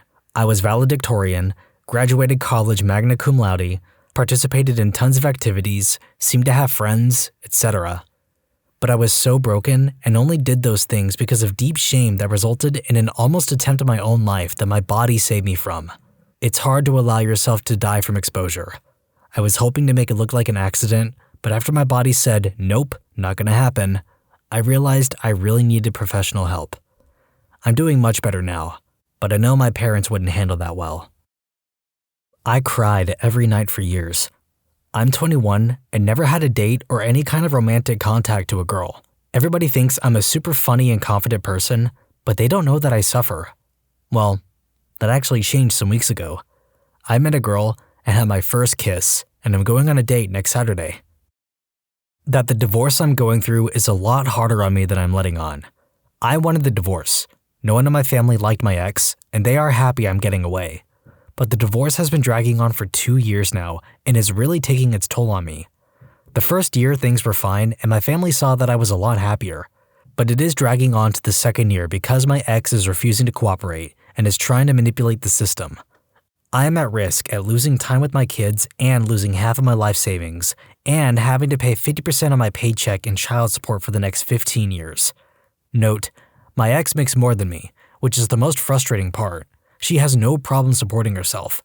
She talks crap about me to my kids, but I am trying to take the high road and ignore it. It is depressing realizing I have to deal with her for 15 plus years. A big reason my family doesn't know I'm struggling is because they haven't been there for me. My mom has had some health issues and can't travel. My dad was supposed to come out for Father's Day, but changed his plans. Because my daughter had a recital on Father's Day, I had to spend time with my ex's family on Father's Day. I live close to my brother, but he makes no effort to plan events with my kids. We were even supposed to have a joint birthday party for our kids because they're a couple weeks apart, and he straight up forgot, promised to quote, make up for it, but has not reached out since. I made Dean's List for my last semester in college. I'm super proud of it, but I found it out when we were celebrating my little sister's graduation, and I didn't want to take it away from her. I also didn't want to feel like I was rubbing it in my twin's face. She apparently feels threatened that I graduated a year early, even though she's always been much more academically successful than me. Back when I was 24, I took about $300 in cash with me to a trip to Vegas with my grandma. She is well off and didn't want to go alone. She has a timeshare with the company that lets her pick and choose where she would like to go for 3 weeks each year. Her friend backed out due to illness and she decided to invite me. We have a wonderful relationship, but when it comes to money, we don't really discuss it. Way too long a story. One night, I tell her I'd just like to go wander the strip alone. She's fine with this as I come off a bit intimidating. 6 foot, 235 pounds at the time, long hair, kind of a biker/metalhead vibe. I ended up at the Luxor playing Texas Hold'em. I went from $250 to $30,000 in about 4 hours of play across 4 different tables. I invested that money in the stock market, and if I cashed out said stocks right now, I would have about $2.4 million. No one in my family has a clue. I live extremely humble. For some reason, I feel like they would all come at me for loans and such. I just don't want to deal with that. Reddit, what zero-tolerance school stories do you have? Make them juicy. My sister almost got suspended in the 3rd grade because my mom put a plastic butter knife in her lunch one day. I forget why she needed it for her lunch. One of the lunchroom aides spotted her using it and sent her right to the principal's office, and they called my mom to come in.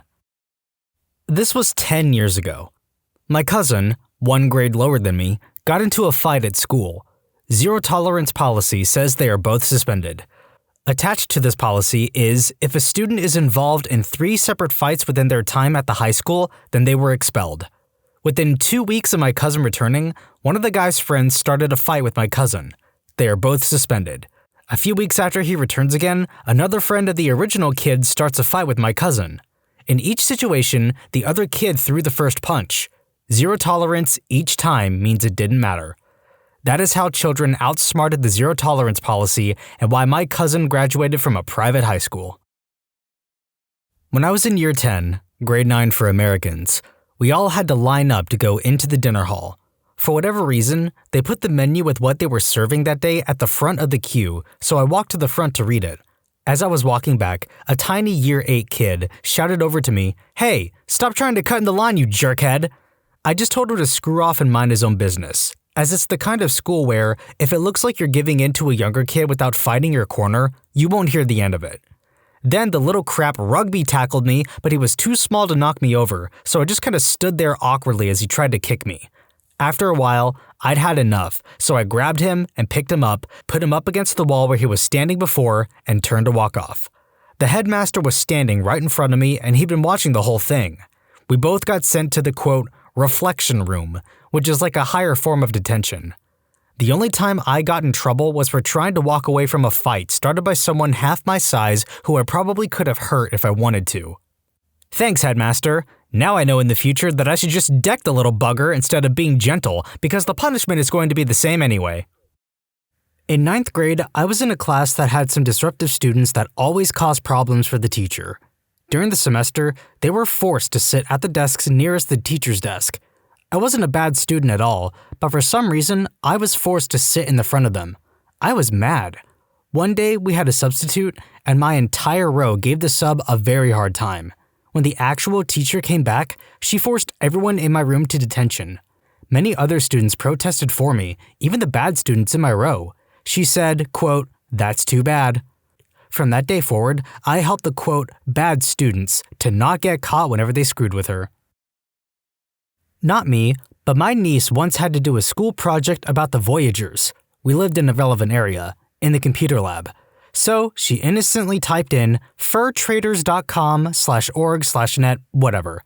Of course, it was adult pictures. She got suspended. Left a BB gun in my friend's car in high school. Security saw it and he got kicked out.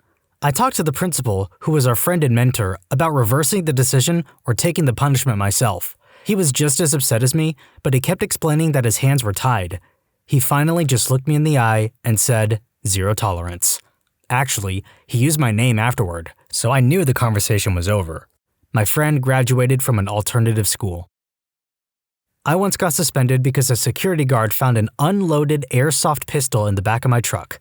Let me be clear, by pistol, I mean those ones made of clear plastic, and by back of my truck, I mean behind the passenger seat of a crew cab with tinted rear windows. The security guard is really doing his job, eh? Making these suburban high schools safe for everyone. Also, I had a friend who got suspended for bringing a metal butter knife to school with his lunch. A knife is a knife, people. There could be no tolerance for weapons or logic and reasoning. 2 people got suspended for fighting off-school property with each other. Also, not my school, but a local school, and it made the news. A girl with Down syndrome or an intellectual disability said a popular athlete touched or assaulted her in the library, and they made the girl write an apology letter to him, only to find out later he did do it, many times.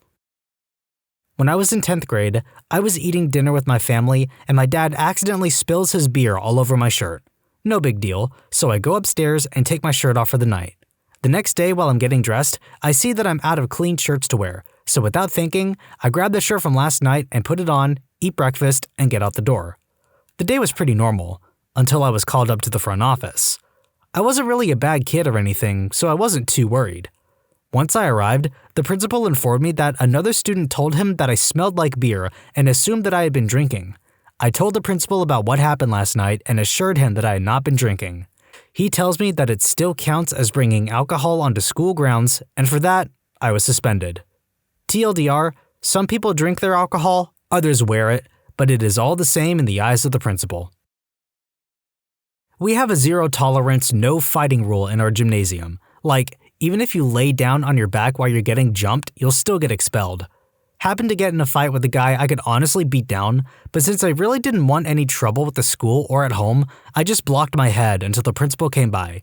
After a minute of discussion, he told me that I'd get suspended for 2 weeks, even when I told him that I didn't hit back.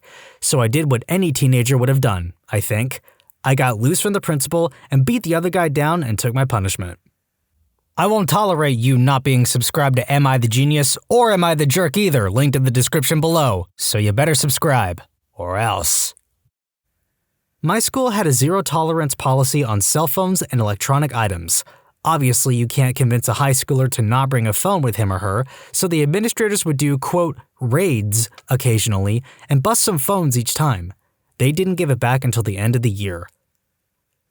In high school, I got suspended for 1 week because I had a bottle of prescription painkillers in my locker.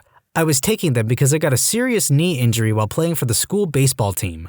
I also got kicked off the team and wasn't allowed to participate in any sports at school for the last 2.5 years of my high school education. The principal explained to me that they had a zero tolerance policy to drugs of any kind. Worst part is, I could have went to at least 10 different lockers in school and shown him drugs in there, but he wouldn't let me because I shouldn't be, quote, snitching on my peers. Screw you, Principal Vickers. This one's a long one. After I'd beaten the original Half-Life, I started rooting around on the install CD and found out that they had included Worldcraft on the disc, so I installed it and gave it a shot. Mapping very quickly became a hobby of mine. As a result, I got very interested in architecture and geometry and started to take more notice of the way buildings were structured and laid out. I tried to get my friends into it, but I clearly took to it more than they did. But that was totally fine, since it meant I had a group of dedicated playtesters at my disposal. Anywho, I had mentioned something about the blocky, boxy design of our school, and that it would translate pretty easily into the grid-based, low-polygon world of Quake-based maps. I can already see where this is going. As a few of us were walking between classes, we talked a bit about it, pointing out how to model each shape, where we could cheat and optimize things, where we might need to do manual VIS leaf splits, and so on, but didn't make any plans to do anything. That evening, I went home and blocked out about a 15-foot squared area and abandoned the idea after a few hours because the school itself was architecturally boring and pretty tedious to work on. It's important to note that I didn't publicly release this work in progress. That must have been in the middle or end of a week. Fast forward to the next Monday, and my biology class is interrupted by 5 or 6 police armed with pistols. They entered through all 3 classroom doors at the exact same time and must have known the seating arrangement ahead of time because they instantly focused on me and moved in extremely quickly without breaking into a run. 1 took my backpack at arm's length, 2 took me in that arm-twisting underarm hold thing where they kinda half-carry you. I was never cuffed. When we got outside, I saw at least 3 more, 1 with a shotgun, 2 more going through my locker. When we got to the administration building, I was led into a room in the back and kept there for pretty much the rest of the day and questioned on and off by various cops and guidance counselors/school psychologists. They wanted to know where I had hid my bombs, how many guns I had access to, if I had stashed extra ammunition anywhere, and reminded me repeatedly that if anyone had stumbled across one of the weapons I had hidden somewhere across the school, I'd be liable for anything that happened. They said on several occasions that they had enough to arrest me for conspiracy to commit murder and insisted that I just cooperate and give up my compatriots. Needless to say, I was scared and terribly confused. Apparently, over the weekend, the little discussion I had had with a few friends as we were walking through the halls had been overheard and grossly exaggerated. The idea to make a level had transformed into me already having a level of the school completed, placing entities such as doors had transformed into placing students everywhere, and doing it in the Half-Life engine apparently meant that I had built a massacre planning tool. What the police had heard from their source was so vastly different from the reality I understood that I spent the first hour of questioning completely lost and confused because I genuinely could not understand what they were asking about. Their source had apparently said that I individually replicated the entire student body and thusly asked who I planned on targeting first. I tried explaining how long hand-making 2,000 models and textures by hand would take, but they seemed to tune out every time I opened my mouth. Their source maintained that I had publicly released this map and that he had played it multiple times at my insistence. There were other things. My dad had been on Paris for business and had grabbed some French newspapers for me, which I had stashed in my locker, waiting for a show-and-tell opportunity in my French class. I spent probably a half hour of my questioning reassuring the police that this was, in fact, French and not some kind of secret code language that I was using to communicate with people.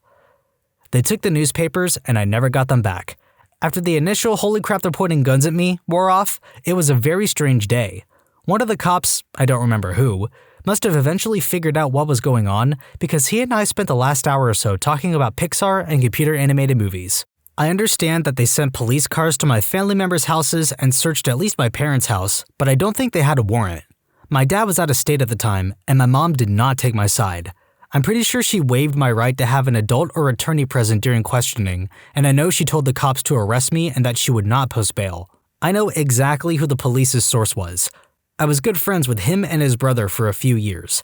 I have not spoken to either since I was dragged out of class. I have no idea what I did to anger either or both of them. It's important to note that this was sometime after the turn of the millennium, but before September 11th. If it was afterwards, I am completely confident I would have been on the receiving end of a proper SWAT team and the entire school would have been evacuated. TLDR, zip zop zoobity bam, time to nuke Afghanistan. I went to a very, very, very crappy school district. I mean, this place is scum in so many ways. My little brother has ADD and mild autism. He's a very nice kid and always has been. I mean, he opens doors for everyone and compliments people he doesn't even know. Anyways, there was a kid in his grade who was the biggest jerk. He was mean to everyone, even the poor kids who were his friends. He always picked on my brother and his friends, calling them the R word and everything else. One day, we get a code red. Everyone is stuck in their classrooms, and there had been a recent trend in girls fighting in the bathroom, so everyone assumed that was what was going on. No, I wish it had been a girl fight. I get called down to the office about an hour later. My brother and his best friend were walking to class. They were at the top of one of the stairwells when Jerky McJerkhat came up behind them and shoved my brother down the stairs as hard as he could. My brother tried to grab onto the brick wall to stop himself from falling and ended up dragging his hand down the bricks, ripping his hand apart. He still has the scar. He hit his face on the tile at the bottom after doing several head-over-heels rolls down the stairs. His nose and lip were bleeding, and his back was hurt so bad they thought he had broken it. He ended up going to the ER. Fast forward a week later. He's back in school and the principal calls him to her office. This woman. I don't know how this woman was ever allowed to work in a school. She made my brother shake hands with this jerk and make up. She said the alternative was both of them getting suspended because she did not believe my brother did nothing to provoke him from pushing him down the stairs despite 2 witnesses telling her what had happened. My brother has been bitter over that ever since. Also, when my mom found out she had to shake Jerky McJerkhat's hand, she went to the school and confronted the principal. The principal told my mom, well, maybe if your son wasn't annoying, it wouldn't have happened. My mom pulled her across the desk and a secretary had to pull her off of her. W's in the comments for that, mom, please. There wasn't really a zero tolerance thing back then, but school was over. I was starting my walk home and a friend runs by and drops his bag by me and yells to me to carry it. We were going to play hockey after school, so whatever. Nothing of circumstance came of it. I never heard where he was even running to. Next day, teacher is all ticked off. I go in to see the principal, and turns out my friend was trying to pick a fight. Mind you, apparently all he ever did was run after someone but never even got close to them. Not even the same block. There was no fight. This also happened all outside of the school. So naturally, my friend was suspended for a week plus remaining days in that week. And because I carried his bag, I was an accomplice in the fight, which never happened. I was suspended for the remaining days in that week. There was like a 2 to 3 day vacation for me that I was happy to take. It was all crappy rainy days, but I was happy to leave.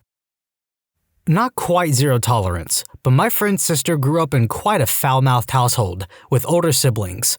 Her first words were, "son of a gun," blurted out emphatically for no apparent reason at the breakfast table. And when she was quite young, 1st grade, some boy pushed her on the playground. She called him a boob, he broke down and cried, told a teacher she had to eat lunch on the psychologist's office the rest of the year because she was a danger to the other students or something, and her mother, quote, had to come in. Mother told them that if they thought that was the most pressing issue they had, she thought they should look harder. Didn't go to the meeting. She's awesome in general. The boob got in no trouble for pushing her because he told on her first. She could have easily beaten the crap out of him. I'm in Britain, where zero tolerance isn't really a thing. I think the closest thing we got to zero tolerance were when teachers would hold an entire class back in detention, including the ones who were not disruptive and were doing the work. It seriously made me angry when I was at school. It happened mostly during years 7, 8, and 9. I'd have been 11 when I started year 7, which is the first year of secondary school in Britain. I know a girl who got suspended for having cough drops in the back seat of her car. I don't have a story, but I was blamed for a fight that happened on a weekend that wasn't even on school grounds. This kid who doesn't even go to my school, who has a name really similar to mine, got in a fight with some kid at my school, so naturally, they thought it was me. Thankfully, a couple days earlier, my friend told me about said fight, so I was able to provide some background information to get myself out of blame. But they took me to a friggin' room with the school cop and some other people, and they were treating this like a massive deal. It's a fight that happened on the weekend at a skate park, and one of the kids doesn't even go to the same school. Why are you meddling in their business? Bully punches kid in face. Kid doesn't fight back because he knows he'll get suspended for fighting. Kid lets the bully hit him until a teacher gets there. Teacher gets there and gives a detention to the bully and the bullied. My stepbrother and his friends all got suspended for pretending to have lightsabers at recess. No, not plastic ones, literally their imagination. A boy bullied me for almost an entire year, called me fat, that kind of thing. I said if he kept talking to me, I was going to kill him. I got in-school suspension for 2 days. He got a talk from the guidance counselor about how you shouldn't bully girls you have a crush on. Edit, it's been so long that I don't really remember what happened, but the reason I got caught is because the teacher saw me crying. She came over to investigate while he was harassing me and heard me say that to him. Because the teacher didn't hear him say anything to me, I was the only one who got in trouble. Chewing gum. Rather, looking like I was chewing gum because my jaw was sore from having rubber bands on my braces. Ended up in an isolation room for the rest of the day and then got suspended for a week. Looking back now, I realize how stupid most grade school suspensions are because it doesn't really teach you anything other than the fact you get a vacation for looking like you're breaking a silly rule. The parochial school I went to had a zero tolerance for LGBT teens out of the closet. My senior year, right after I came out, the vice principal pulled me out of study hall and into his office to confront me about it. I'll never forget. I've heard some rumors. Are you gay? With the look on his face as if I had threatened to shoot the school up. Long story short, it was either go back in the closet or be expelled. I didn't want to leave because it was my senior year, I was almost done, and I wanted to graduate with my friends. In retrospect though, seriously, screw that guy and that school's administration. A kid from my school tweeted, quote, "suicide bomb, #RIP." This was apparently some references to a song, and the dude tweeted it right after a breakup. Anyway, my school decides to evacuate everybody for 3 hours while they bring in over a dozen K-9 units. There were 3 news helicopters there as well, along with a bunch of cop cars. The kid ends up being expelled. I once got detention because the 2 guys behind me were talking in line. We used to have to line up several times during the day, army style, straight lines with uniform inspection, perfect silence. My only detention to date. When I was in high school, a girl spit in my eye. I see that as the lowest form of an insult you could possibly do to someone, so naturally, I retaliated. I yelled and screamed when my friend held me back. Eventually, due to heart issues and being overwhelmed with the stress on my body, I passed out. I woke up in a classroom, and that was about it. I gave the office my account on things, and they did their, quote, investigation. Well, if I remember correctly, it was a day or 2 later before we were both suspended for fighting. My school had a zero hat policy because of, quote, gangs. I got suspended for wearing a raccoon skin hat. I guess I was representing the Davy Crockett gang. When you subscribe, make sure to hit the bell to turn on notifications. Put the playlist on in the background to finish listening to all the stories, linked at the top of the description. And if you like Am I the Genius, give Am I the Jerk a shot, linked in the description too. Either way, thanks a lot for watching, and we'll see you guys next time.